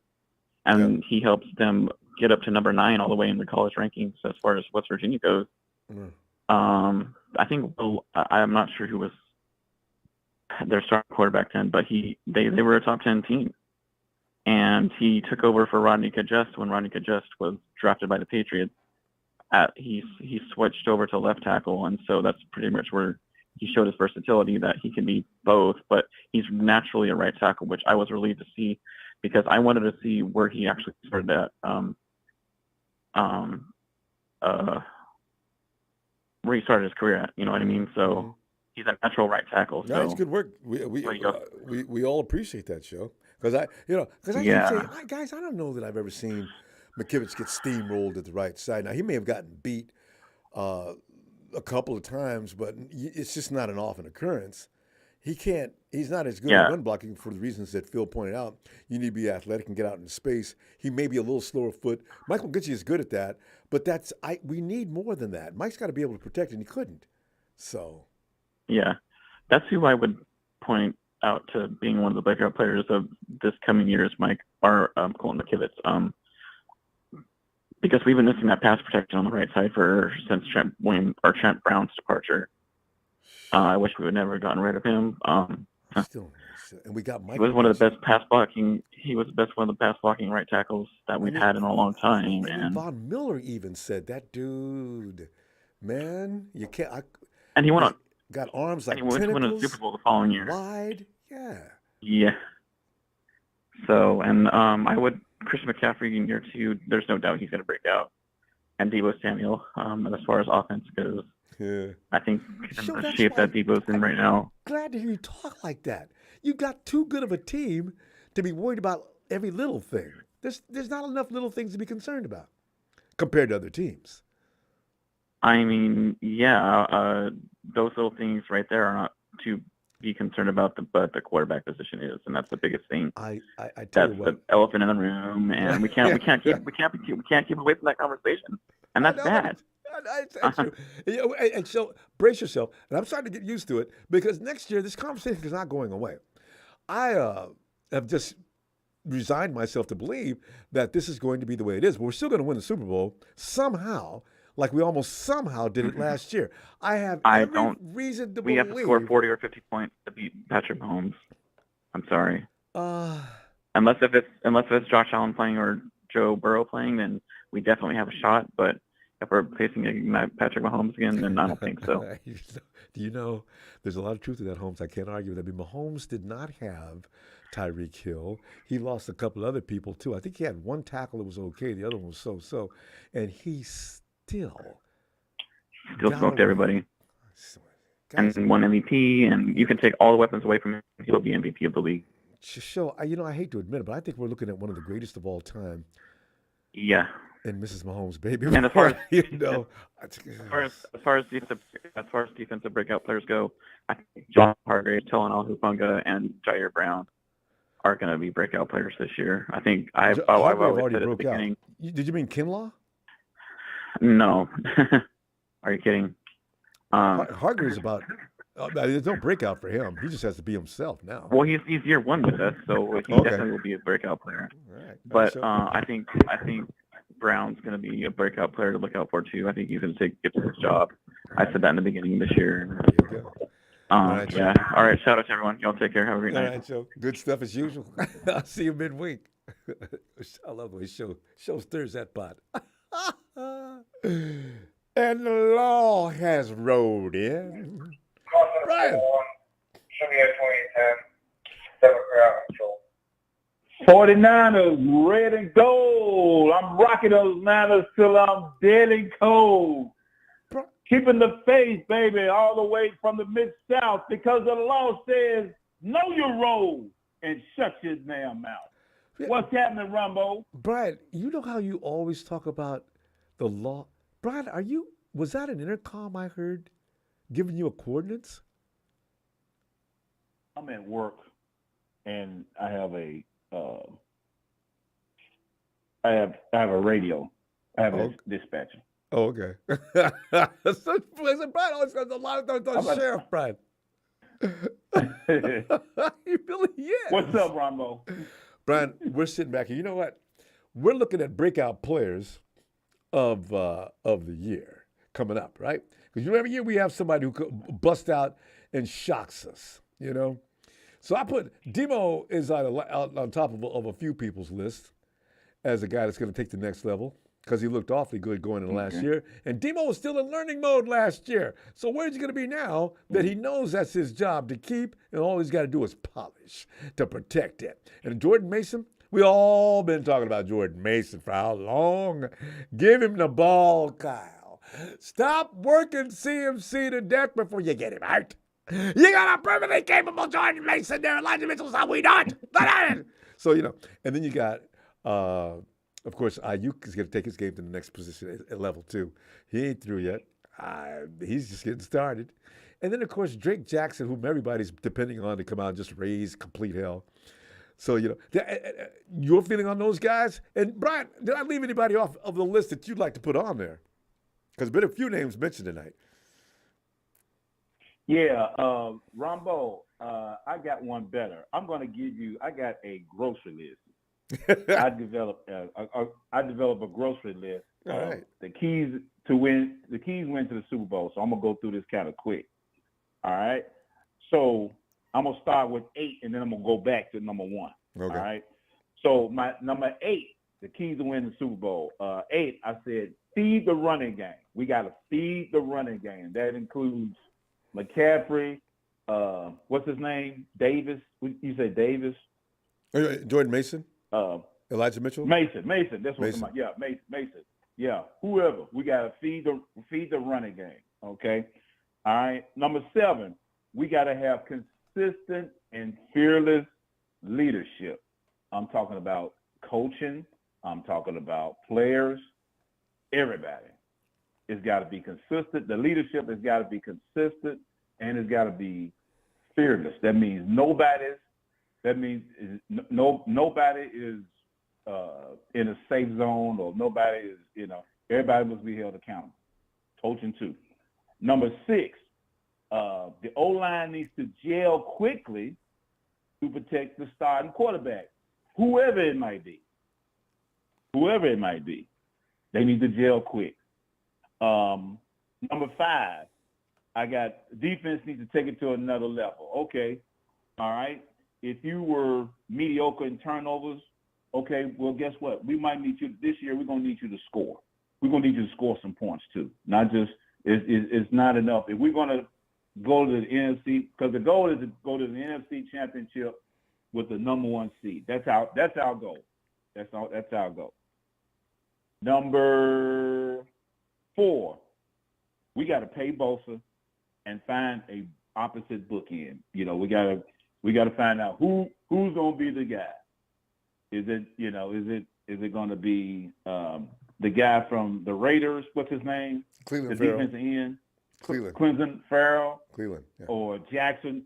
Whoever's the opposite guy, we got to find an opposite bookend. Or if we're going to go outside and make a deal to try to get the defensive end from the Colts, or try to sign what's the guy from the Commanders, the other defensive end. Oh, yeah. He went to Ohio State. He went to Ohio State. Yeah, you got to make a trade for him though. He's not a free agent. Yeah. Right. Yeah.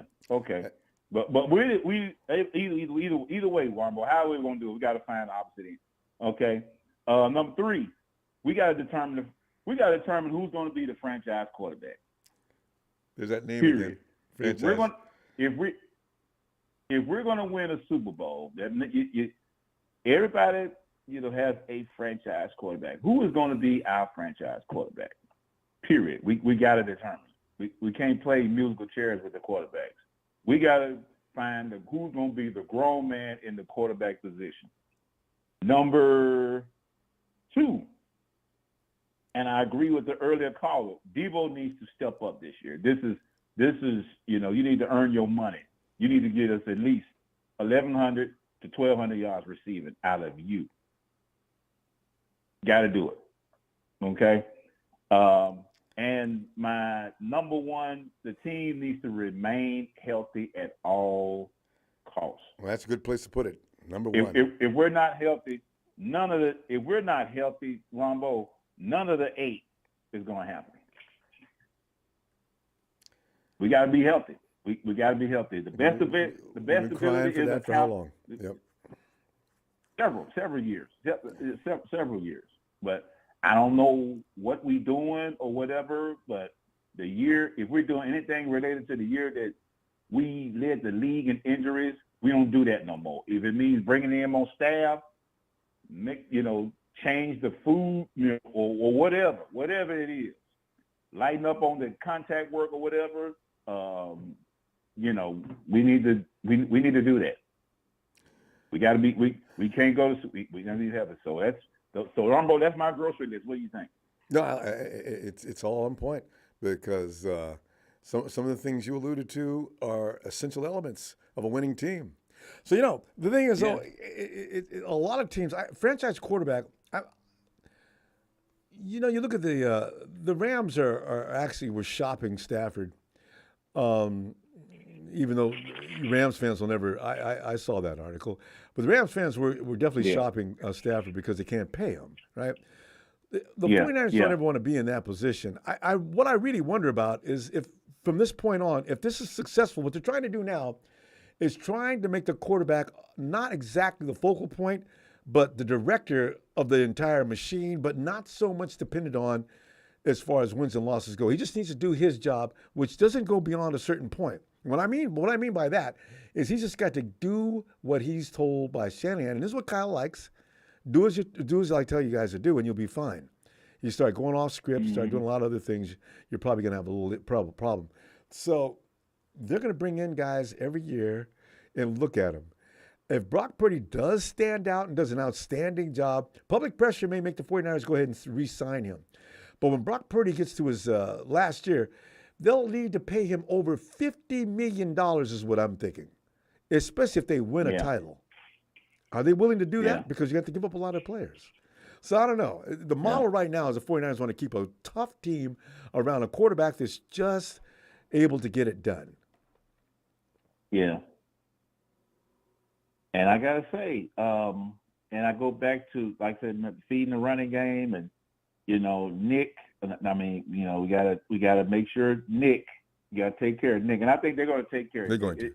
It's not going to, we're not going to worry about Nick because Nick's going to want to keep it professional. He doesn't want anything to take anything, take away from the team, anything like that. So I'm not worrying about that. He doesn't have to be the highest paid player in the league. He volunteered and said that. I was really amused. Yeah. But Brian, we're going to have to pull up. He's going to be.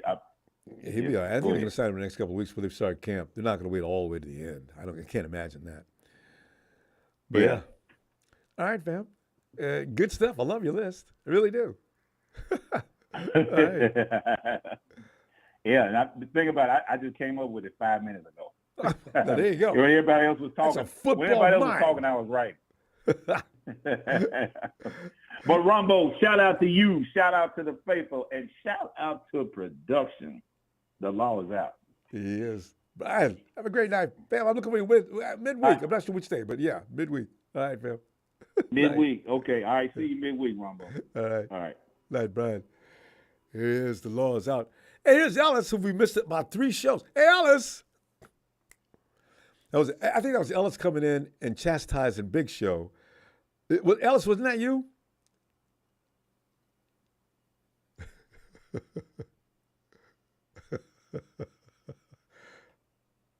Ellis.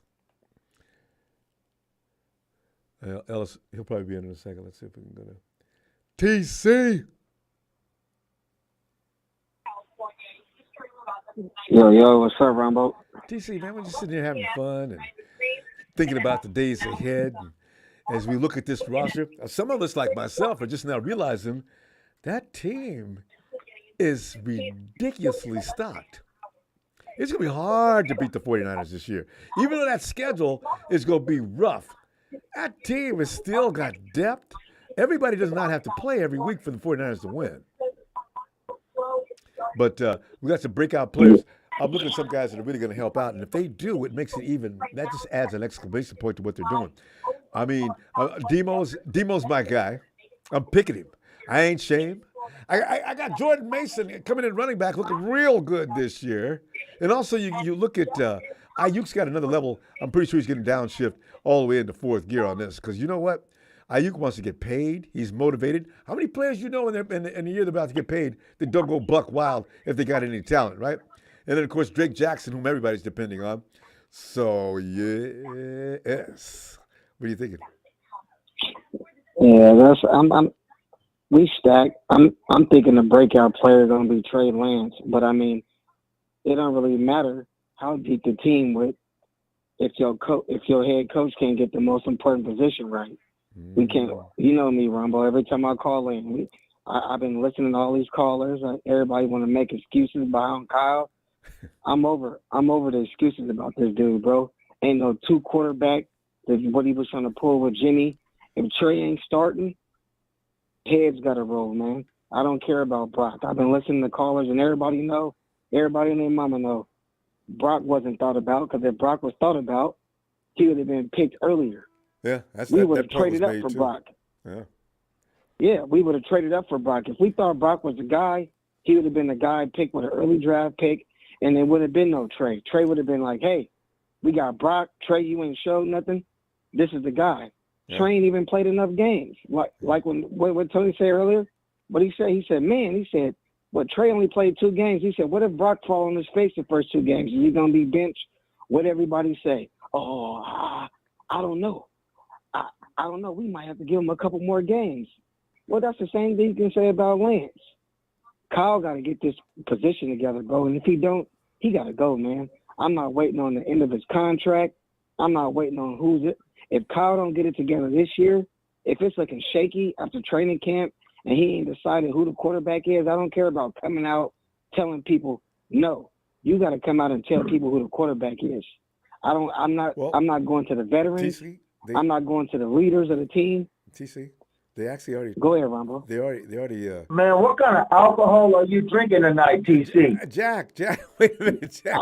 TC, Jack, let Jack in here so we can party. It's fun. I'm gonna party. Let Jack in. TC, We can I just party. want to Let's say, check it out, man. I think they've already declared Brock the starter, but that second position is the one. TC, the 49ers need to keep Trey on the field for some length of time. I think that's a bigger issue than whether they don't like him or not. You know what I mean? We need him out there because they tried. That's all talk, Ronbo. You don't think? Well, he was hurt. We saw that. That's all talk to keep that's all talk to keep the people that's not smart around his fan base, keep everybody locked in to buy tickets. Brock's the starter. They don't know if Brock gonna come back off that elbow or not. They didn't even know if Brock was the guy. Like I said, if Brock was the guy, he would have been the guy from day one. Don't nobody know. I'm not riding with that BS, bro. I'm over Kyle, man. Seriously. Because he can't get the position right. Then everybody talking about Kirk Cousins. Man, come on, man. Be serious, man. That is worrisome. How y'all can't see that? I don't care. I don't give a damn about being faithful. I've been a Niners fan my whole life. And this dude has shown me nothing.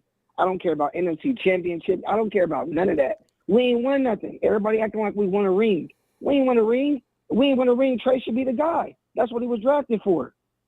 You get what I'm saying, Ronbo? I'm just being a smart Niner fan, man. I'm not being blind. I understand everybody got their way about how they going to fan them, how they going to like the team. This is how I feel, bro, in my opinion. You get what I'm saying, Ronbo? Nothing against you, nothing against nobody else, bro, but Kyle ain't it. Yeah.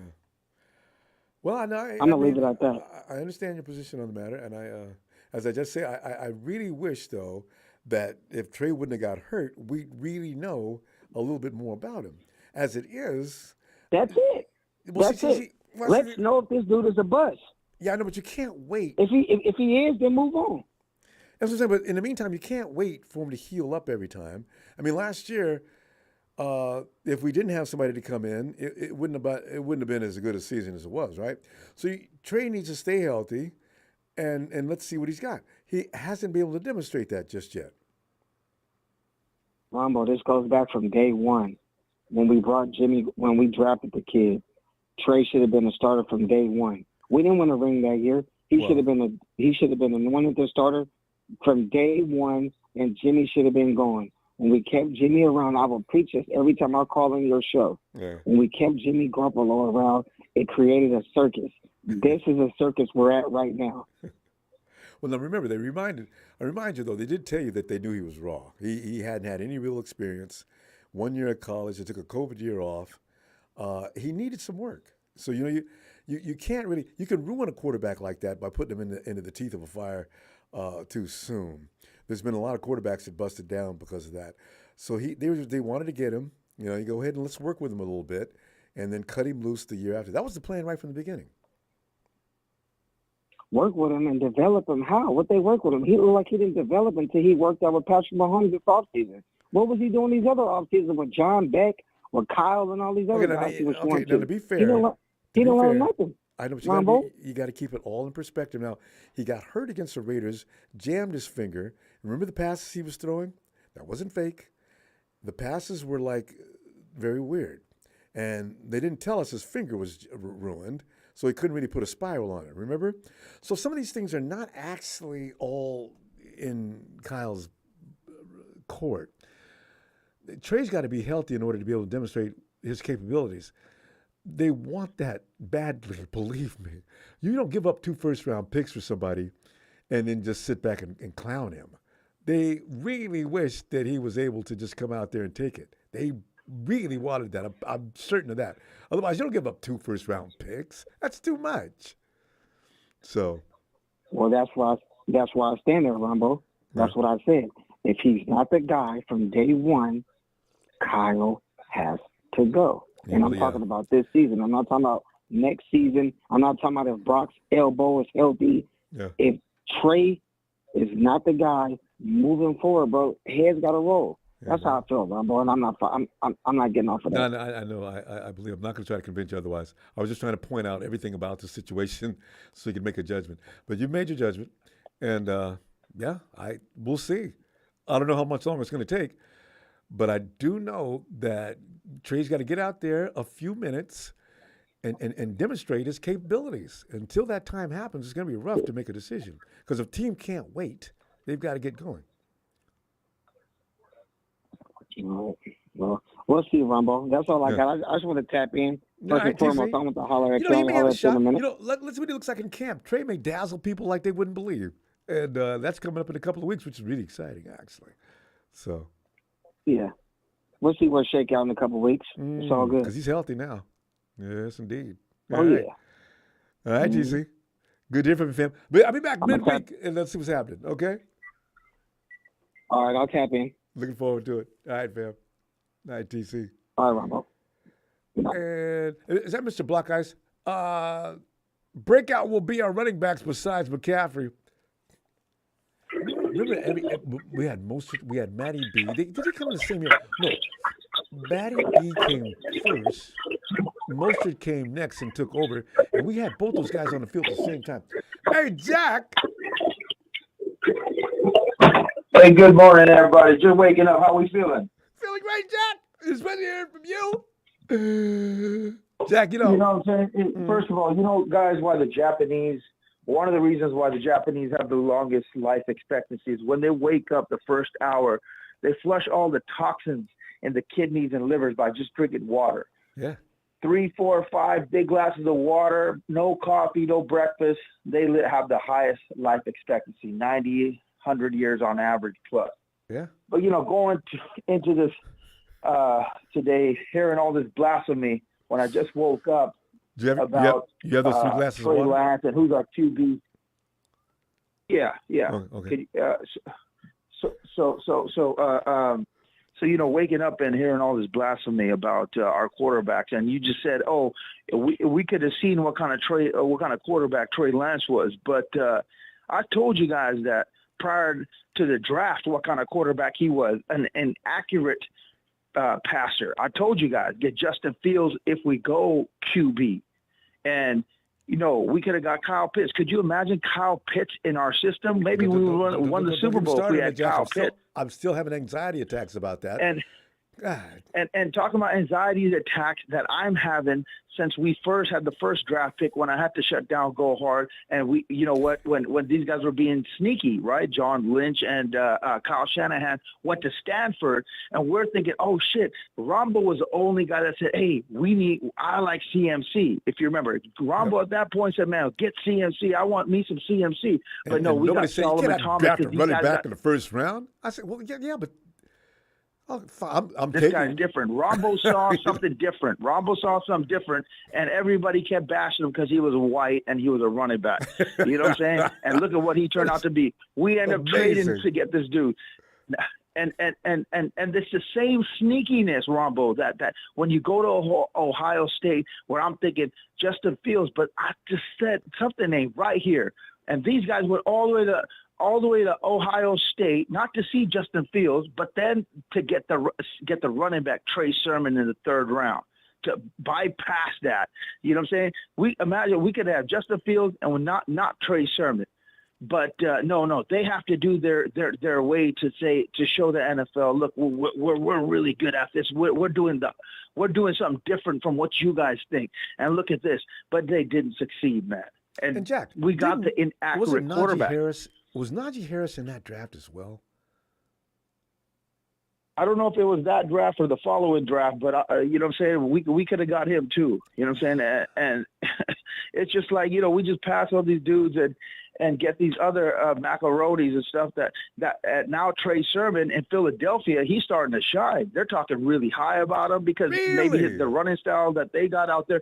You know what I'm saying? Sirianno is like praising him, and that's Jalen Hurts' former stalemate at Oklahoma. So, they're loving him. And I hate when we lose these guys like we did with what's the DJ to the quarterback for the Seahawks. And, you know what I'm saying? That was from Bakersfield, the quarterback.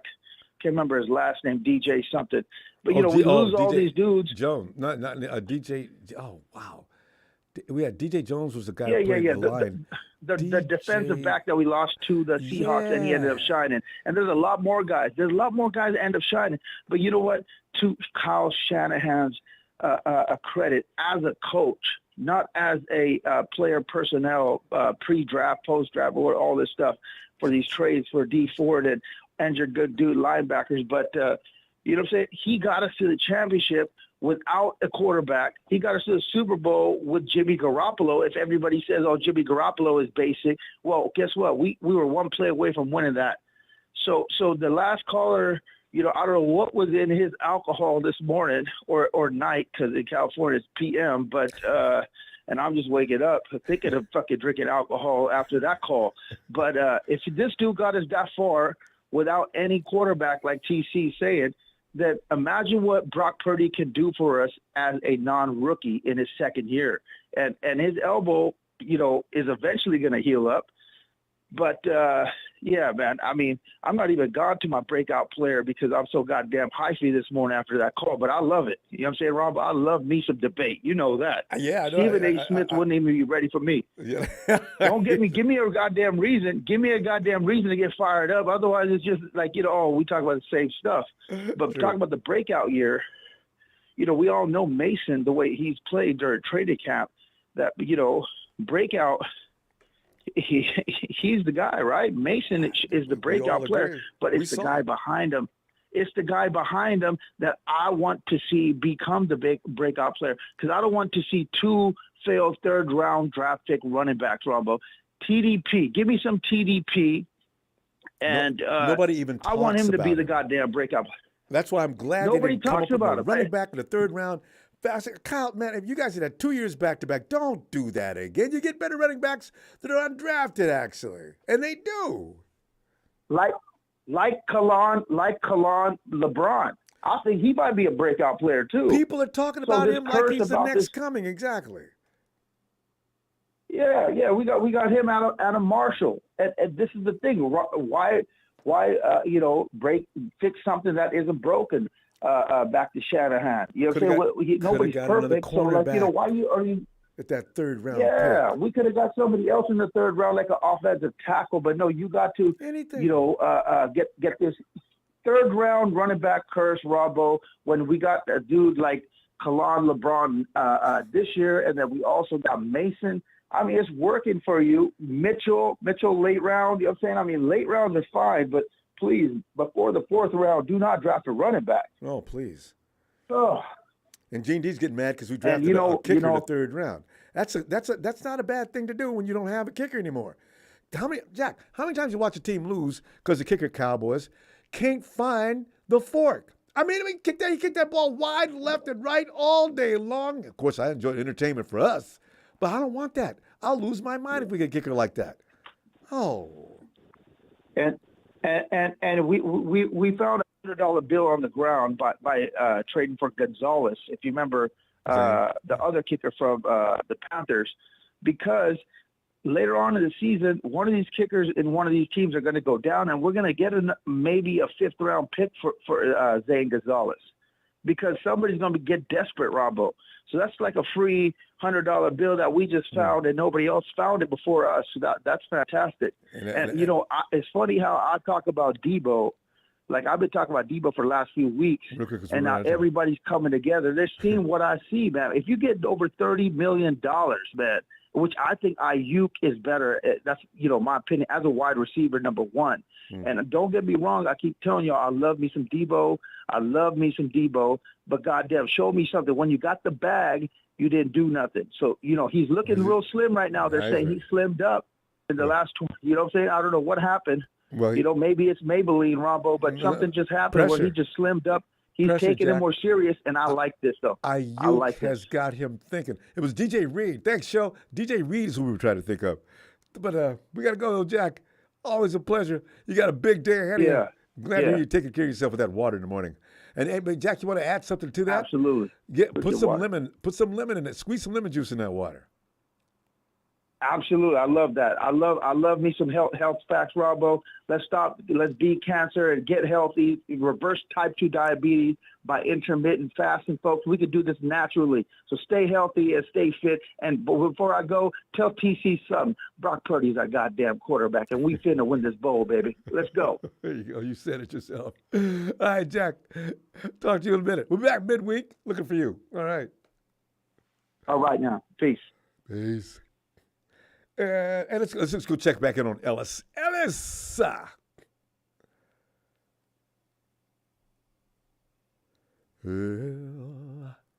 Ellis. Did caller say Maybelline? Did he? Bethel! Hey! Bethel's been gone for a while, too. Hey, Bethel! Hey, what's up, Ronbo? The chat's got. Did you hear Jack say anything about Maybelline? I don't know. I didn't hear nothing.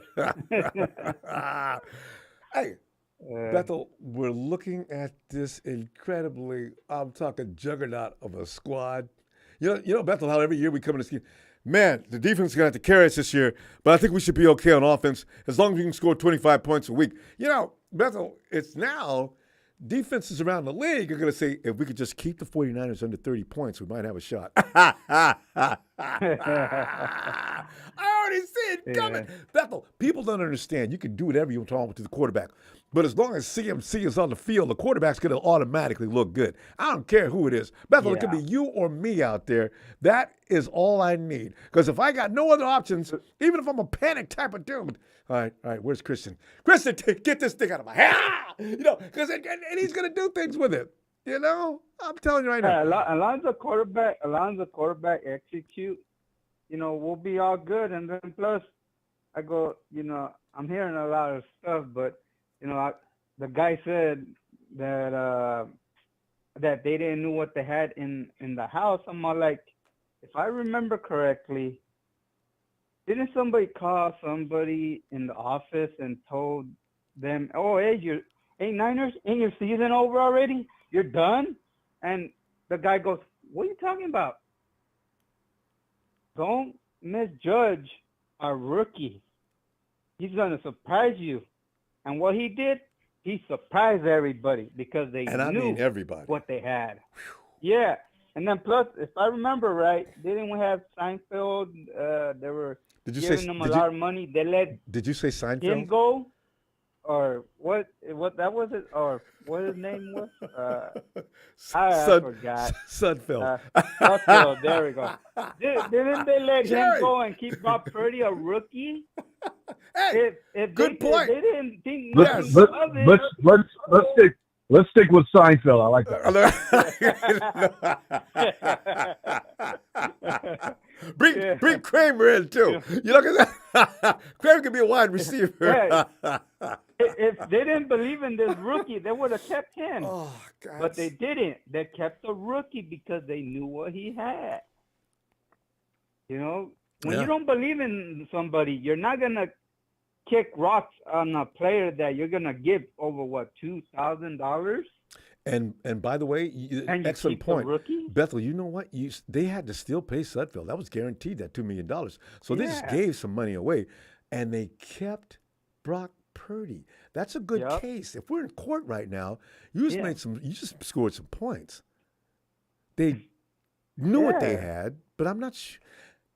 Bethel, do you think they knew that in this situation he would come up smelling like roses, though? Because I know everybody says, well, nobody knew anything about him. That's why. Everybody gives a lot of reasons why he did as well as he did. Everything but he was capable, right? Something, you know, you could be really on to something. The 49ers may have been fully well aware. He still makes mistakes out there and some things he's got to clean up. But for the most part, for a rookie that hadn't even played half the season, he looked damn good. Yeah, and then plus he did a lot better than another quarterback that came out that nobody wanted, and he's with the Patriots. And that guy was averaging over 50 points a game, and And in the playoffs, he got his ass whooped by 50, I think, or some shit like that. Are you talking about Mac Jones? Yep. Did they get beat by that many points? Oh, they had to play Buffalo, Yep. and there was no snow. Yep. Because when they beat Buffalo the yep. first time, the snow was just, I mean, they had to shovel out to get people shuttling off and off the field. And all they did was run the ball and play defense. And I think he only threw once, in that something game. like that. He didn't throw many times. Yeah, so, it's, and then plus, what, I think if you're going to do something, you got to give the kid a try. Trey, you got to give him, and just let Brock Purdy, heal up. Let him, which is what they might do. And let's see what the boys, Yeah, but you know what? Here's the thing. They didn't go get Sam Darnold just to go get Sam Darnold. They're serious about that competition. Trey actually does have to beat Darnold out. Hopefully he can do that because it's not fair, actually. And but they're gonna hold his feet to the fire on this one, and Trey's got to deliver. They're not gonna go with a quarterback that's just out there. Not with this team. We're not a franchise that's rebuilding. We need to have somebody that can do the job. So this is the bad thing about Trey's missing those 2 years. By now he should be ready had he been out there the whole time. So it's a really a dilemma. Yeah, and because I'm already hearing that, Trey is the biggest bust in the NFL if the Niners don't put him out there and they don't let him prove himself. That's not. Because of how much draft picks they gave up. I know, but that doesn't make him a bust. That makes him an unknown. But I don't know, the word bust to me is defined in another way. That means somebody came out there and showed that they did not belong in the NFL. Well, Trey hasn't done that yet. In fact, he's already shown that he can play in the NFL, but he just needs some work. So, it's a rough thing. Yeah, and then plus, I was wondering for, the people that say that the trophies are getting old and expired. I'm all like, don't nobody say that about the Steelers. Nobody says that about the trophies about the Patriots, the Cowboys. You don't see none of their trophies. They're saying that they're old. Bethel, it's like I said at the beginning of the show. Only losers in the NFC West are talking that way. Why? Because we're in the same division with them, and it drives them nuts that they'll be reaching for the red and gold carrot for the rest of their natural lives. It'll never happen, and all they do now is nitpick and dig with these little stupid. What is it with the? You guys haven't won a trophy since the turn of the century. You know what? The fact of the matter is, those trophies, we don't need to win any trophies for the rest of this century either. Just stay ahead of you. You guys suck, and that's what your franchise is. It's mediocre. It's third tier. You should know your place, accept it, and shut the hell up. It's as simple as that. Yeah, they're just jealous. Yeah, and they always will be because they don't have all the trophies. And then plus, like I always say, we leave a good legacy behind.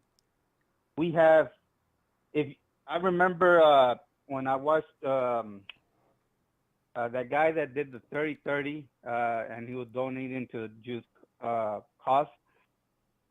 Real quick, it's right. When he went to the 49ers stadium and he seen the legacy that, even though he was a Green Bay Packers fan, he loved the legacy that the Niners built and the legacy that he was looking up.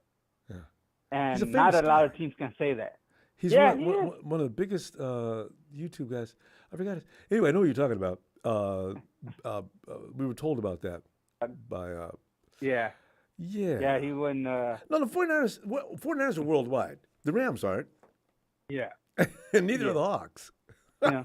And the Cardinals, come on. The only thing that they're known for is that the opposing team always takes over the stadium. So they made a house for another stadium, for another country, for another team. So. We gotta go though, Bethel. Always a pleasure. We've missed you. All right, I'll be back midweek, okay? And happy late birthday. Thanks, fam. And how you had a good late birthday. Nah, it was great. Overeating and fun. All right. All right. All right. Punch the like and let's go Niners. Yeah. Night, Bethel. Let's get back checking out Ellis again.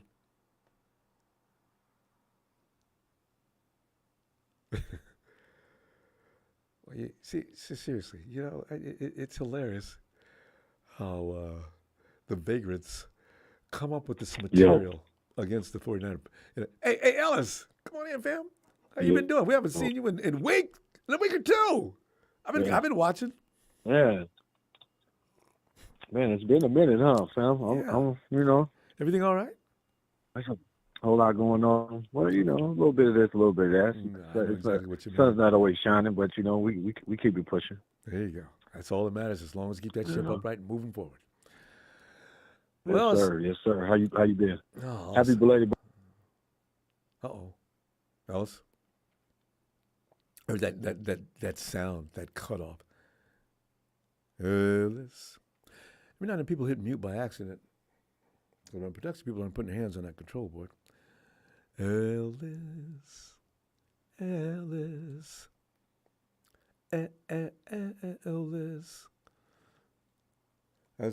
Maybe Ellis can reconnect here in a second. All right. Hey, Steven. What's up, Ronbo?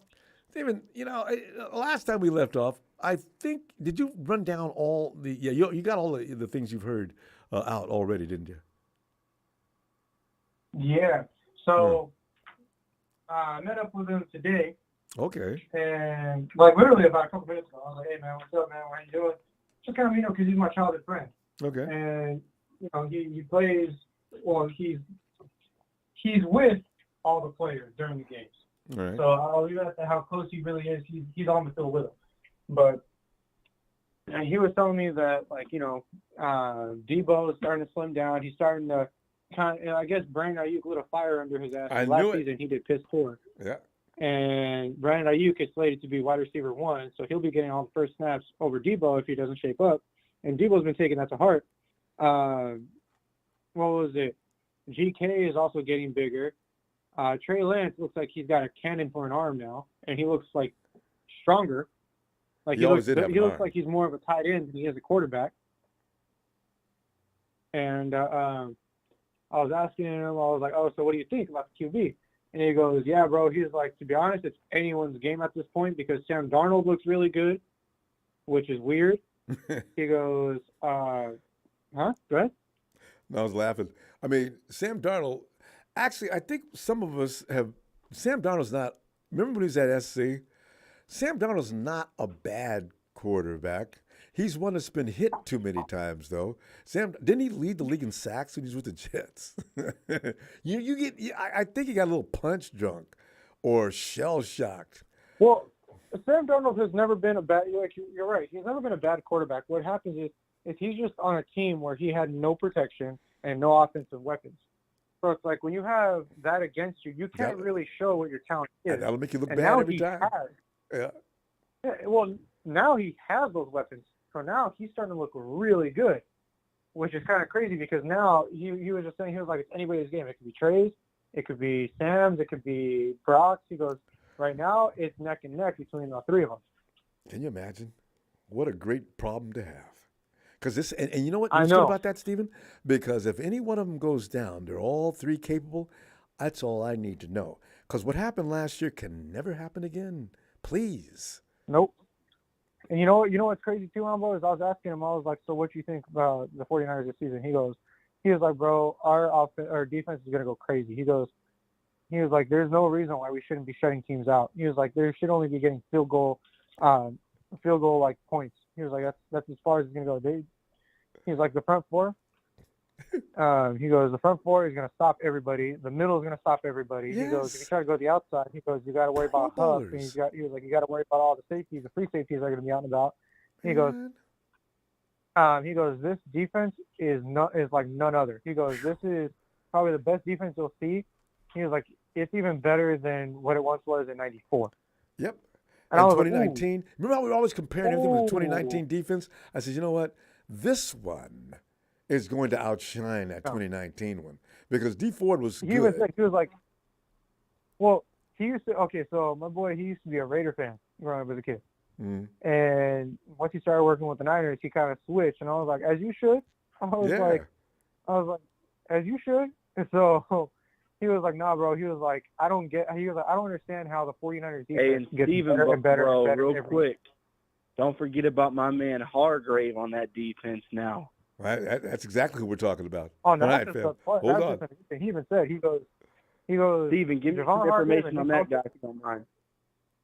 All right. Steven, you got something to offer on Hargrave as well? You just did, though. Yeah, no. Javon Hargrave, he even said, he was like, just having Nick Bosa and Javon, that's how you say his name, I guess. He was like, Javon is just, it's next level. It's unfair. He goes, you got Armstead in the middle, you got Javon, and you got Nick ready to eat. He goes, offensive linemen are going to have such a tough time. He goes, I'm ready for Pittsburgh. He goes, I'm ready for L.A. because he was like, L.A. is just going to get their ass whooped. He goes, he's like, if we can get that. He even said, he goes, if we can get that bye week and go in winning, he was like, even just 6-0, he was like, it'll show the NFL who we really are. He was like, because we got a soft, he was like, compared to everybody else, we got a soft schedule. And he was like, we have no reason to not win. You know? And compared to the Eagles are in trouble. They've got a really rough schedule. And they play 9 playoff teams. But you know what's really funny, Steve? They do. And you know what the worst part is? Is that they don't have the same offensive weapons they did last season. They don't have the same defensive weapons they have last season. They lost a lot of defensive starters. So they're gonna have to play a shootout game. And that we all know how that doesn't really play out well because, the Bills have been doing it since the dawn of time. And you know what? And the Bills are still doing that to some degree. Last year, their defense fell off, and it was pretty good. So the 49ers, listen, Steven, Hargrave, I ask your friend next time, on film, it looks like Hargrave, those are big dudes he's standing next to. But Hargrave makes them all look like students. I'm telling No, look at Hargrave, is how wide he is. Look at the legs. Oh, Ronbo. I asked him, because I was asking him, I was like, hey, how tall are you? I was like, you see them like side by side. He was like, you're right there next to him. He was like, nah, bro. He was like, Hargrave. He was like, Javon, bro. When you stand next to him, you feel like an ant. He was like, I felt short standing next to Brady when we played Brady in Tampa. He was like, I can't believe how huge Brady is. But he was like, but Hargrave is like an entire. He was like, that boy is built like a semi, like a human semi truck. I mean, the film don't lie. He was like, saw him. It's just wow. With Steve Wilkes, he was like, "There's no way." He was like, I don't see a future where the defense doesn't as deadly as it is. He goes, and Wilkes has done miracles with less, a lot less, lots. He even said it himself. He goes, the amount of talent we have. He was like, the problem with Kyle Shanahan and the 49ers is that his plays are so intricate and they're so detailed that some of the players even the veterans have a hard time understanding it because it's so intricate. And he goes, but now they're starting to really understand it. And he goes, and now they're starting to really find that groove. And it's like, he was like, we're going to see a 49ers offense and a 49ers defense like no other. And he goes, it's guaranteed Super Bowl by the way it looks. This is what I've always said about Kyle's offense. People think it's easy. Anybody can run Kyle's. No, you have no idea. If you understand about football, everything's done timing. And everybody has to know where they're going. Everybody's got to know where the spots are. It moves. Especially at that level, it takes a minute. So this is why when I say the quarterback has got to have, his job has to be exact because he's the key. He's got to hit that timing route. He's got to know when player X is going to be in that spot. He's got to know a lot, and his mind has to be like a steel trap. You got to get it done, and you got to get rid of that ball now. And that's, it's tough. It's tough. And you know what? You know who did a really good job of that? Because I was asking, I had so many questions because I hadn't seen him in a year. I see him once a year. That's how often I meet up with him. And so I was like, yeah, man. I was like, so if it's that complicated, why did Brock do so good? He goes, because Brock is smart. Football-wise, he is a smart dude. Yeah. He goes, he lives and breathes it like no other. And 4 years of college will do that. If you could stay in school that long. Steven, we're going to run out of time. Steven, you always got good stuff, man. Hey, let's see you midweek, okay? All right, I'll see you midweek. I'm going to meet up with him tomorrow, so I'll see if I got any more news for you, all right? Looking forward to that. All right, Steven. Appreciate you. My best to Rome. All right, you too, fam. Let's go check see if Ellis. Ellis. Yo, Ron Ellis. Bizzle. Ellis. Okay, so Ellis, you know the subject matter tonight is about bust-out players. And us, what we know about this team, this time it's not hyperbole. This is real. That team has got a personnel now next to none. You know, but the talking heads around the NFL, well, the Eagles look like the team primed and set to repeat. Why do the Eagles, y'all know how many people the Eagles lost? So and they got a new defensive coordinator? And yet you still give them the nod just to piss the Niner Empire off. Ellis, they do it on purpose. They do it on purpose. They know better. You know, I'm not impressed. But breakout players, you can name some of those on your mind too, and anything else you want to jump on. Good call, Sharice, 5-12, Rams. Yeah, I say Jordan Mason. I think that's probably one of the more obvious ones.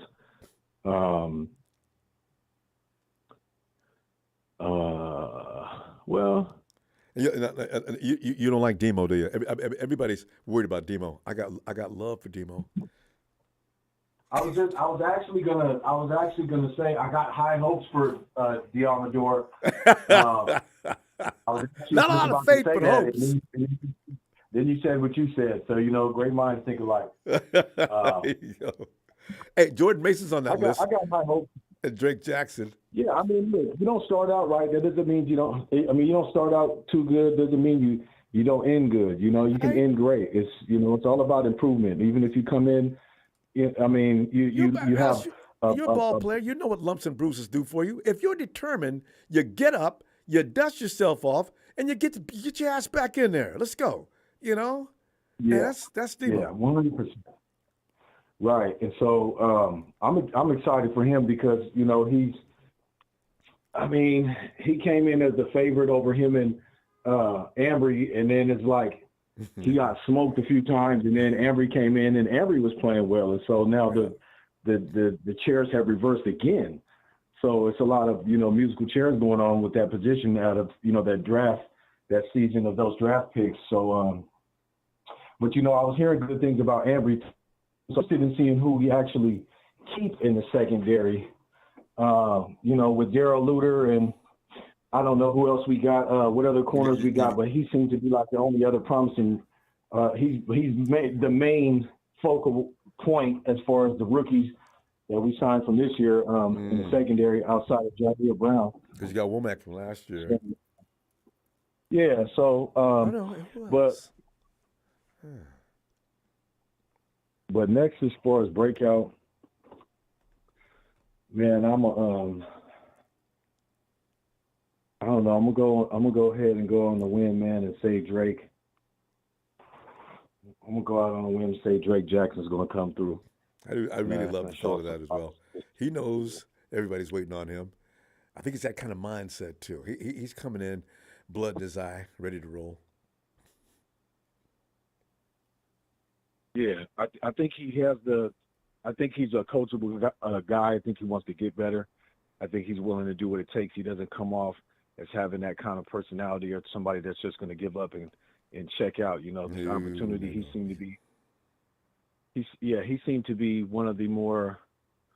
I don't know, the him getting drafted, just the way that he looked and kind of his emotion towards getting drafted. I don't think this kind of opportunity you're not going to piss away like that. So I think he's really going to rise to the occasion. He's already been said to be looking real good, but not really just crazy standing out. So yeah.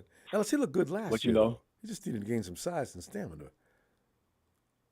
Yeah, but I mean, we're gonna need him to raise it up a few notches. This coming season. So I'm hoping that's why I got high hopes for Drake. So I'll say Drake every week. I mean, look. Do you realize the schemes that are going to be necessary to try to neutralize that front four? Oh man, what are you gonna do? Damn, just Hargrave, Bosa, Armstead, just that three right there. Oh my God. Oh. Yeah, and that level of that depth that we're used to having, though, on all the past years, I think that guys are we're a little bit thinner, and that know, I think just gives them more of a I think that gives a little bit more opportunity for these guys to get more burn, and that should warrant them to want to be in that much more better condition for the year, to go more snaps, to have a longer season, be prepared for a longer season. And I mean, they can do it. They got to have the will. That's the opportunity. I'd be happy. I'm like, it's good to have guys in that depth to where you don't have to worry about taking on so much of the load. But, for competitors and guys who have that mentality, that like to have that responsibility, they don't want to have that depth. They want to be the guys that you can lean on and say, or put it on their back. Like, no, I got it. Don't worry about it. That's the different mentality. That's that, that leader. They got to rest. You got to keep the intensity up. You don't have to stay out long, but take a breather between snap there. Yeah. But you want the intensity to come off. I think the guys that are coming in, though, I look at some of the guys. We may be underestimating some of the guys. We don't know Cleveland Farrell. Low Jackson believes Cleveland Farrell is going to be better than Drake. Go low. Ellis, these things happen. Look at Arden Key. Yeah. Who's seen that coming? Yeah. And that's that's an opportunity for, Cleveland Farrell and then the other guy we got. And I'm actually glad we still have you got Kerry Hyder. What's his name? What's Gill? What's his T.Y. McGill? I'm talking about T.Y. McGill, I thought. T.Y. Yeah, T.Y.'s there. What's the other kid we redshirted last year? Because you always remember his name. On the defensive side of the ball? Yeah, we drafted him. He wasn't ready to play yet. He's ready to go now. Fuck. Davis? Is his last name Davis? Oh, Kalia. Davis. That Dave. Kalia. Yeah, I can't wait to see what he looks like. We've heard good things about him. And I think Javon is going to surprise people this year. I really do. I don't know if I want to put him on my breakout list, but man. Yeah. Man, look, man. We need that. We need Javon to come out and play. Hopefully, Grizzly. The time that he's had off is hopefully he can really come and play right now. But if he's been taking time off and he's still been kind of managing and kind of still in a low key rehab process, I mean, if he has any hope, it would probably be the middle of this season or probably next season if he's still in the rehab process. Because we talk about certain injuries. Yeah, how long they take, especially for certain guys, they come with a lot longer. I mean, sometimes it takes up to 2 years for guys to come back, and then they come back and be like, whoa, what the hell happened? It takes that long sometimes for knee reconstructions or severe injuries when it comes to the lower leg that it takes for guys to get back to a comfortable and just feeling safe. A total revamp. You know what I mean? To show this stuff. Yeah. I wouldn't want to. So, but I mean, he's in a perfect opportunity, in a perfect position to be able to, to show what he's willing to do and what his body's going to allow him to do. So let's have high hopes for Javon. We need that depth in there. Man, that kid needs a break. I really we want need him to that do well. depth. Well, fam, we're going to go, and I'll look for you Wednesday, and I'll really seriously will be looking for you. I was asking about you. Hey, where's Ellis? Right. Yeah. Man, I kept missing the show, and there was just a lot of stuff going on. I was like, damn, man, I got to get in there. So I want to make sure I got it tonight. This way we know you're okay. Shout out production. Right. Yeah, I appreciate it, man. Thank you. Shout out to production for sending me that code, and shout out to the faithful, man, all the good people out there, man. We the countdown is on, y'all. It's on. Be ready for it. It's on. Coming up next 2 Thanks, weeks, man. boy. Let's go get serious. Yeah. Yes, sir. All right, Ellis. Yes, sir. All right, Great man. night. Give my best to that squad, Talk to you too. All right, Phil. I will. Thank you. All right. Night, Ellis. Yeah, Khalil Davis, McQuarrie Ball. The 49ers, they're keeping a fresh crop. See, this is why when people say, that window's closing, I don't know. We got two guys. This is why Shannon and Lynch have to stay there. They have to stay there.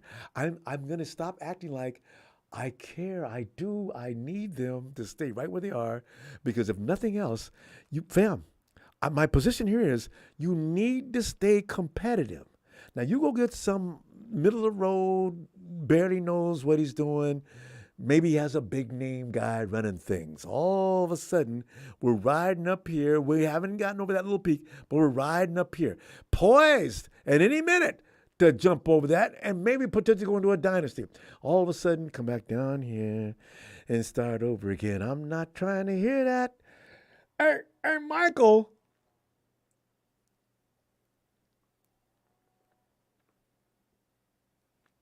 Michael roam the opposing shore. Hallelujah. Is that Michael trying to come in? Michael, something's making a sound, but I'm not sure what that is. Michael roam the opposing shore. Hallelujah. All right, let's go to Hey, Tony. Atlanta, man who says Atlanta. Tony's been working, boy. You ran Texas boy off. Yeah, I've seen Tony's out there headbutting everybody. I love it. Tony's like, you saw that, huh? Ronbo, all I did. Good evening, Ronbo. Good evening. Good evening. All I did was give them the facts and the stats. I was looking at their schedule. I see them losing 6 in a row. I think I really pissed them off. Well, you can really hurt people's feelings with that stuff like that, you know? Because a lot of people don't look. See, Texas boy and a lot of people probably don't look at the schedule. People don't look. In fact, some of the analysts on TV talk about, well, for my money, I'm going to go again with the Eagles to repeat. I said, y'all know, did you guys look at what's taking place in Philadelphia? And Washington, too, with that defensive line, man. Don't forget about them. Yeah, I don't understand. And they got receivers. Yeah, how do you guys say that was straight face? Because he was in the Super Bowl last year? Yeah. Well, okay, I whatever, guys. give a chance. Yeah, you got to give a chance. I looked at the schedule. Texas boy made me mad, so I said they're going to lose to the Jets. You know, I don't care either way. I saw the brackets. I had them going 3-3 in their first 6 games to get them to their bye. And then Ronbo, I was looking after the bye. I said Rams. I said you saw. I put it in the comments. Rams win, at Philadelphia loss, New York Giants at home win, at Carolina win, and then check this out, Ronbo. I said Washington at home loss, Seattle at home loss, Philly at home loss, at Buffalo loss, at Miami loss, Detroit loss, and then Washington the last game win. That's how I see it. You know, Tony, was that the Eagles and the Rams? That's the Cowboys. Cowboys. You know, because yeah. I'm looking at the schedule. You know what, Tony? The schedule next year, because the league is in some ways reached a level of parity. There's no cakewalks. No. Except, and maybe with the Rams, people are saying the Rams are being underrated. I still don't understand. You know, Tony, I think you've thought the same scenario the same way. I see the Rams. Aaron Donald's going to go along with the program for about 3 or 4 weeks before he pulls up lame. He's got a lot of pride. I don't see him going along with a 1-3 team saying, I'm coming out here and bust ass. Y'all, I done already won my trophy. I done got paid money without me and my children ain't going to be able to spend. I've invested wisely. I don't need this.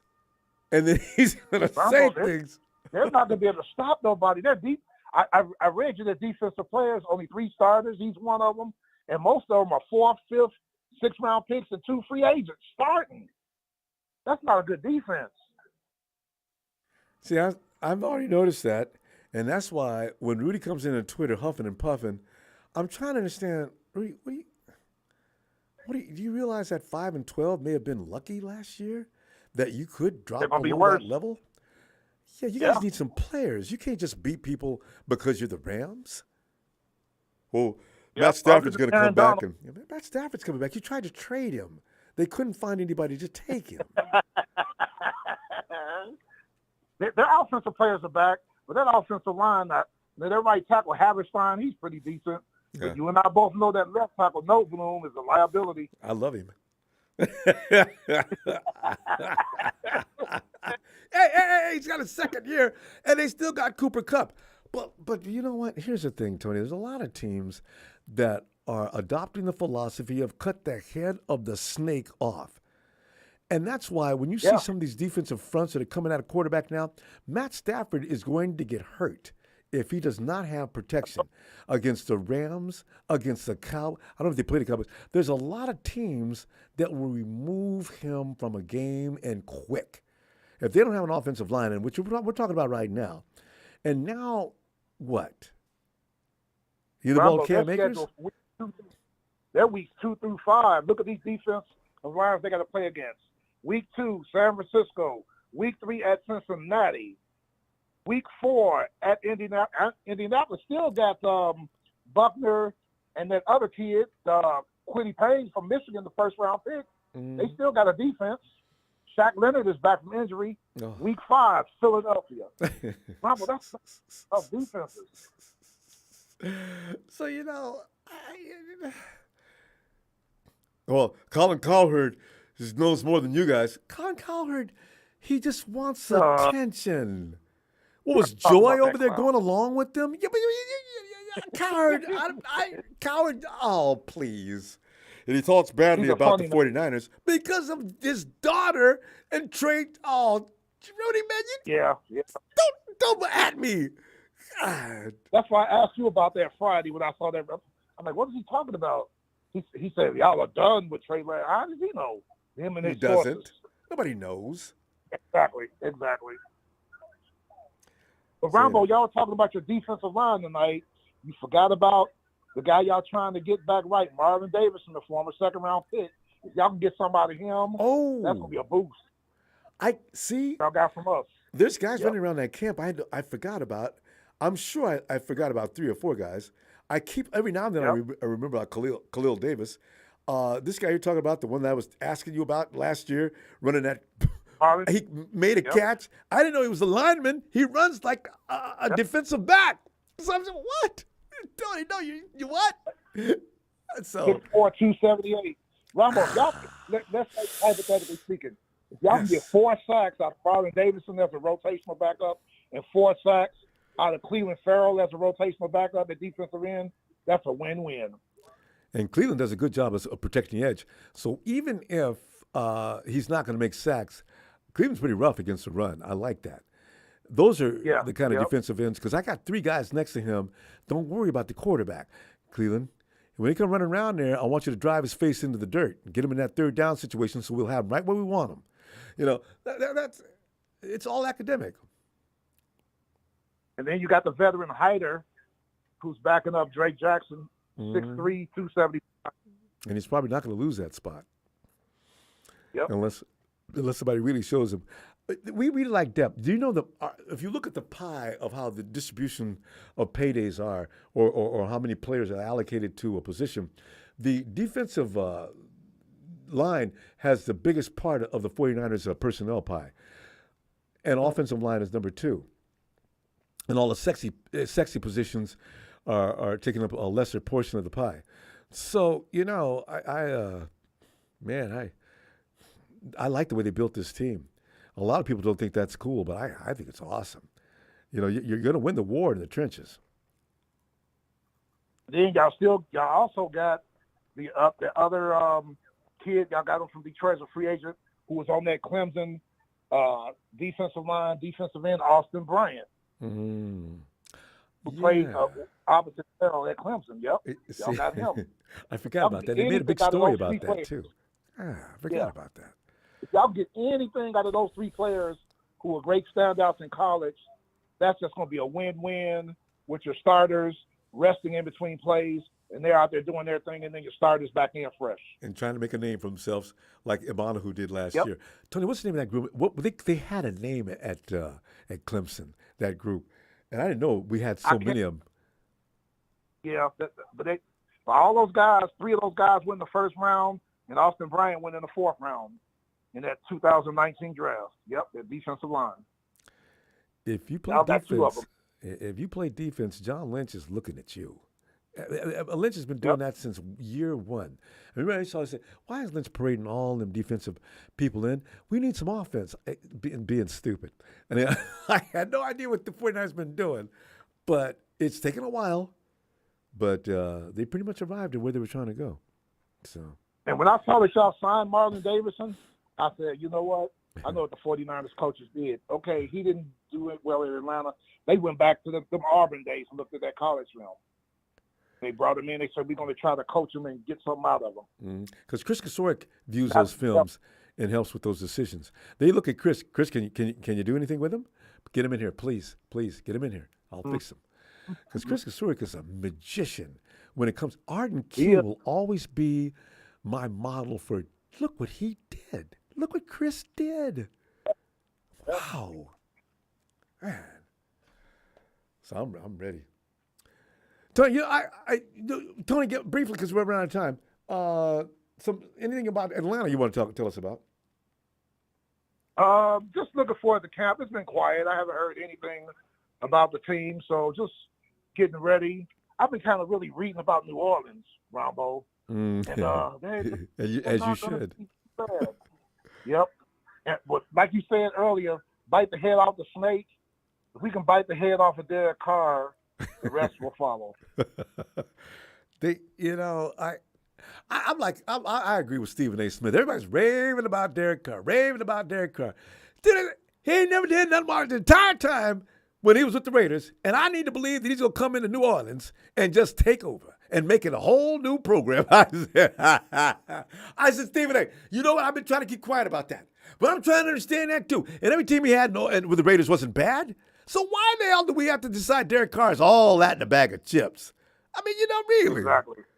Oh. But I will tell you this. Derek Carr is coming. He's going to be quarterbacking behind the best offensive line he's ever had. New Orleans' offensive line is good. Yeah, the Raiders' offensive line was questionable at times. Their defense is good, too. Okay, I'll wait. I'll wait. I'll see. Derek Carr, and he had a great team that year. He got his leg broke. And they went to the playoffs, I must say. Yep. They came back in a lot of games, but I think those days of teams coming back against my Falcons are over with. And, you guys have been building that defense for a while. It should be. Yes, sir. Yes, sir. All right, Tony. Let me see. I'll see you midweek, as we like to do. All right? Yes, sir. And midweek, I'm going to be studying. What I'm going to be looking at, Ronbo, is backup quarterbacks throughout the league. Some teams are in trouble if they starters go down. I tell you. But I'll talk to you about that midweek. Looking forward to that. All right. Yes, all right, sir. Tony. Take care. And we're going to go back and check on shit, Michael. Hey, Michael.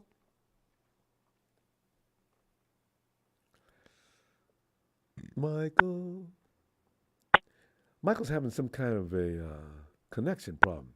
This is the same sound we heard last time.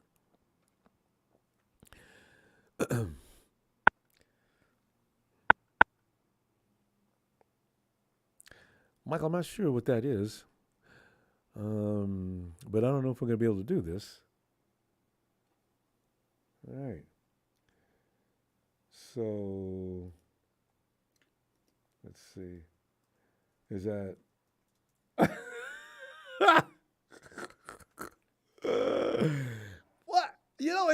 What? We're going to complete this Sunday with Marketing Pro? Yo. Marketing Pro, to what do we owe this pleasure? Marketing Pro, we've been saying very strange things about your team. You want to come in and start anywhere to defend some of the things we've said about that 5-12? First of all, it was blasphemous to say first ballot Hall of Famer, top Wait a minute. five. But Marketing Pro, blasphemous. Somebody said something about Hebrews, and you were laughing at that. That wasn't funny.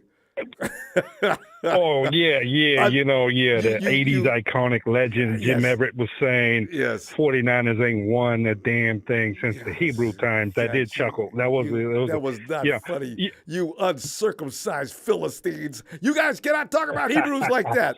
Get out of here with that. Hey, man. Let me tell you, man. Brock Purdy is not going to be ready until week 6. You can go talk to some of the best doctors that deal with that injury. They say no way in hell he will be ready in week 1. Sam Darnold is the 49ers quarterback player. And Sam is a turnover machine. He's been a mess in camp, and you know that, Ronbo. You've been watching the camp. And the other bad news for the 40. There's no Market Pro. There's been no camp. There's no. You can't measure turnovers. They're out there just running around in his shorts and T-shirts. You know, Sam Darnold is a turnover waiting to happen. You know. And bad news number 2 player, Trey, the young gun Lance, is growing distance from the 49ers with his cryptic messages on social media. Tell me about Trey knows. What are some of the messages? He's been dead. When he went to the A's game by himself, while Sam Darnold is going to the Warriors games with that traitor CMC, who's supposed to be a Ram, but he made a bad mistake there. Then you got Kittles. I mean, how come Trey Lance can't join that party? You know what I'm saying? Those kind of things let you know. Yeah, you know what? That was sad. I really think that was unfortunate. Why didn't somebody invite Trey? By the way, CMC did not make that. I think he was traded. We had to give up some picks for CMC. See, Mike, this is why we laugh at y'all with them picks. Remember that was the cry running through Levi SoFi. See, that's what I'm talking about. Now, see, if you had picks, you would have been in the running. You know, we got them picks back because we had a home run of a draft. Let me tell you, Peter Vila, Bosa stopper, right there. That's number 1. Number 2. Clemson State, Davis Allen, the next Kelsey, 70% catch rate against contested passes. You got to check this kid out. Latu, who? That's what you're going to be saying when you see Davis Allen. And then, write my words, week 2, thank God Jimmy Ingram. Davis Allen, Clemson State. He's the dog of dogs. And point number 3, we got insurance just in case, Dime Stafford takes a hit. Bennett has been the best rookie throwing the ball in OTAs so far. You downgrade him to Nichols Stafford because Dimes, Market Pro, listen, here's the thing. They tried to get rid of him and couldn't get nobody to take him. That's the blasphemy I was going to talk about. That's the same smokescreen McVay used that Kyle's using. We know Sam Darnold is your quarterback for 6 weeks. Kyle, you ain't that slick, okay? And number 2, wait, tie that together. No way in hell would Uh-huh. you trade the best quarterback in the NFC, Matthew Dime Stafford, when healthy. You know, this cat threw 6,000 combined yards, 48 touchdowns in a Super Bowl, only quarterback in the history of the NFL to ever do that, player. See, that's that Rams Nation for you. You know what I'm saying? And we are stacked, man. Let me tell you, our draft. What happened last year? We got Brian on edge, and now you got Donald running through the middle. Oh, man. Have you seen Bryant? And then we got TCU Tomlinson, the best slot corner in the draft. So, the way Marketing Pro sees the game playing out, and this is the perfect scenario for McVay, all these draft picks are going to ball out. Point number 1. And play at point a number Pro 2 Bowl level. Go ahead, go up, right on up there. Yeah. point number 2 player. It's just going to be like Hennessy, just like that cup right next to me. You see, Matthew Stafford, Cam Akers got his head on straight. He's been doing every Cam Akers, dog. He has 600 yards in the last 4 games. Wait. Cam Akers had what? He had 600 yards in the last 4 games. He got it together last year. See, that's the beauty of Sean, the genius McVay, Bill Walsh reincarnated. You know what I'm saying? He resurrects the talent. He's not like Kyle. He doesn't ruin talent. Listen, did you say 600 yards in the last 4 games? Oh, yeah. He was running 100-yard game after 100-yard game. Wait a minute. How did y'all win? How'd you lose all them games? Well, you know what I'm saying? Last Pete didn't happen because of the injury crisis. It was like the 49ers in 2020. Remember when everybody got hurt that year? It was the same deal. When the Rams are healthy, we can make some noise. We got the best quarterback in the NFC West, possibly the NFC, in my opinion. I'm not really too afraid of that Philly quarterback. He's a fumble machine himself as well. So I see the Rams and the Eagles fighting it out for the NFC to go to the Super Bowl. That's what Marketing Pro sees. Cocaine is a hell of a drug. Yeah, you know, Mike, but for your health, I'm glad you feel that way. I want you to go into any depression because, I like you because you're hysterically funny. But your observations are something to behold. Well, now, according to CBS, 49ers are ranked 8th. What? CBS Sports ranked your team 8th. Yeah, no. According to Marketing Pro, I ranked y'all 12th because your quarterback for 6 weeks is going to be Sam Darnold. You don't realize what a major mistake Kyle has made there. You can never bet on Sam Darnold. He's not good. I need to know, where'd they rank the Rams? According to Marketing Pro's analysis, Marketing Pro. Can I get the other analyst first? Unbiased analyst? I think it was top 20 at least. Top 20, something like that. Yeah. Where do you rank them? I got them at 6 because Marketing Pro know the score from the Big Orange to the Big Apple. See, we're going to be an offensive juggernaut. Okay. See, our offense is going to be just killing teams this year. Mike, take another sip of that. Take another sip of that Hennessy for me. I tell you what, I'm out of here. I will see you midweek. Peace out. Hey, by the way, happy birthday, Ronbo. Happy birthday, man. Pro. Shout out Romelia Sports. Yeah. The most delusional man on the planet, Rudy. Rams Nation. Our fan base is all over the nation, baby. Number one. Boy, it's rough. Can you imagine being a Rams fan? You got to sit up and tell yourself these tall tales, and you actually start to believe them yourself.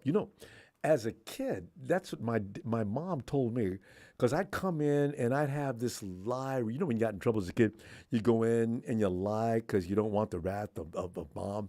So I'd go in and I have that lie. You got the face going, everything's going right.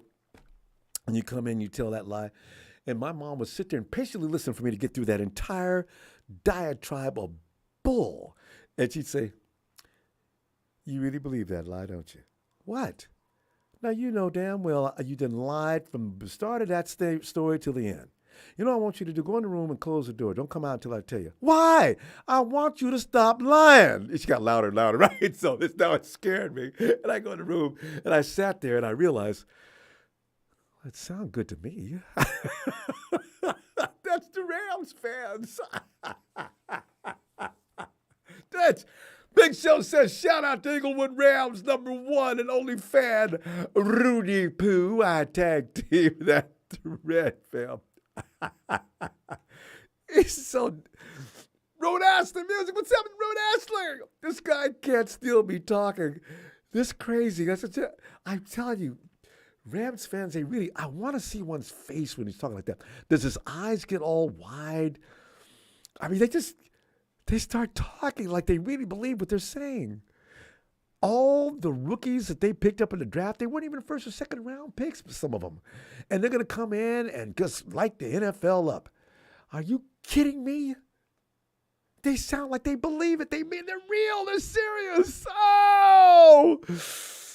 Fam, let's thanks for the contributions. I always appreciate it, fam. Please subscribe. We go through this fun all the time. You'll love it. And please hit like.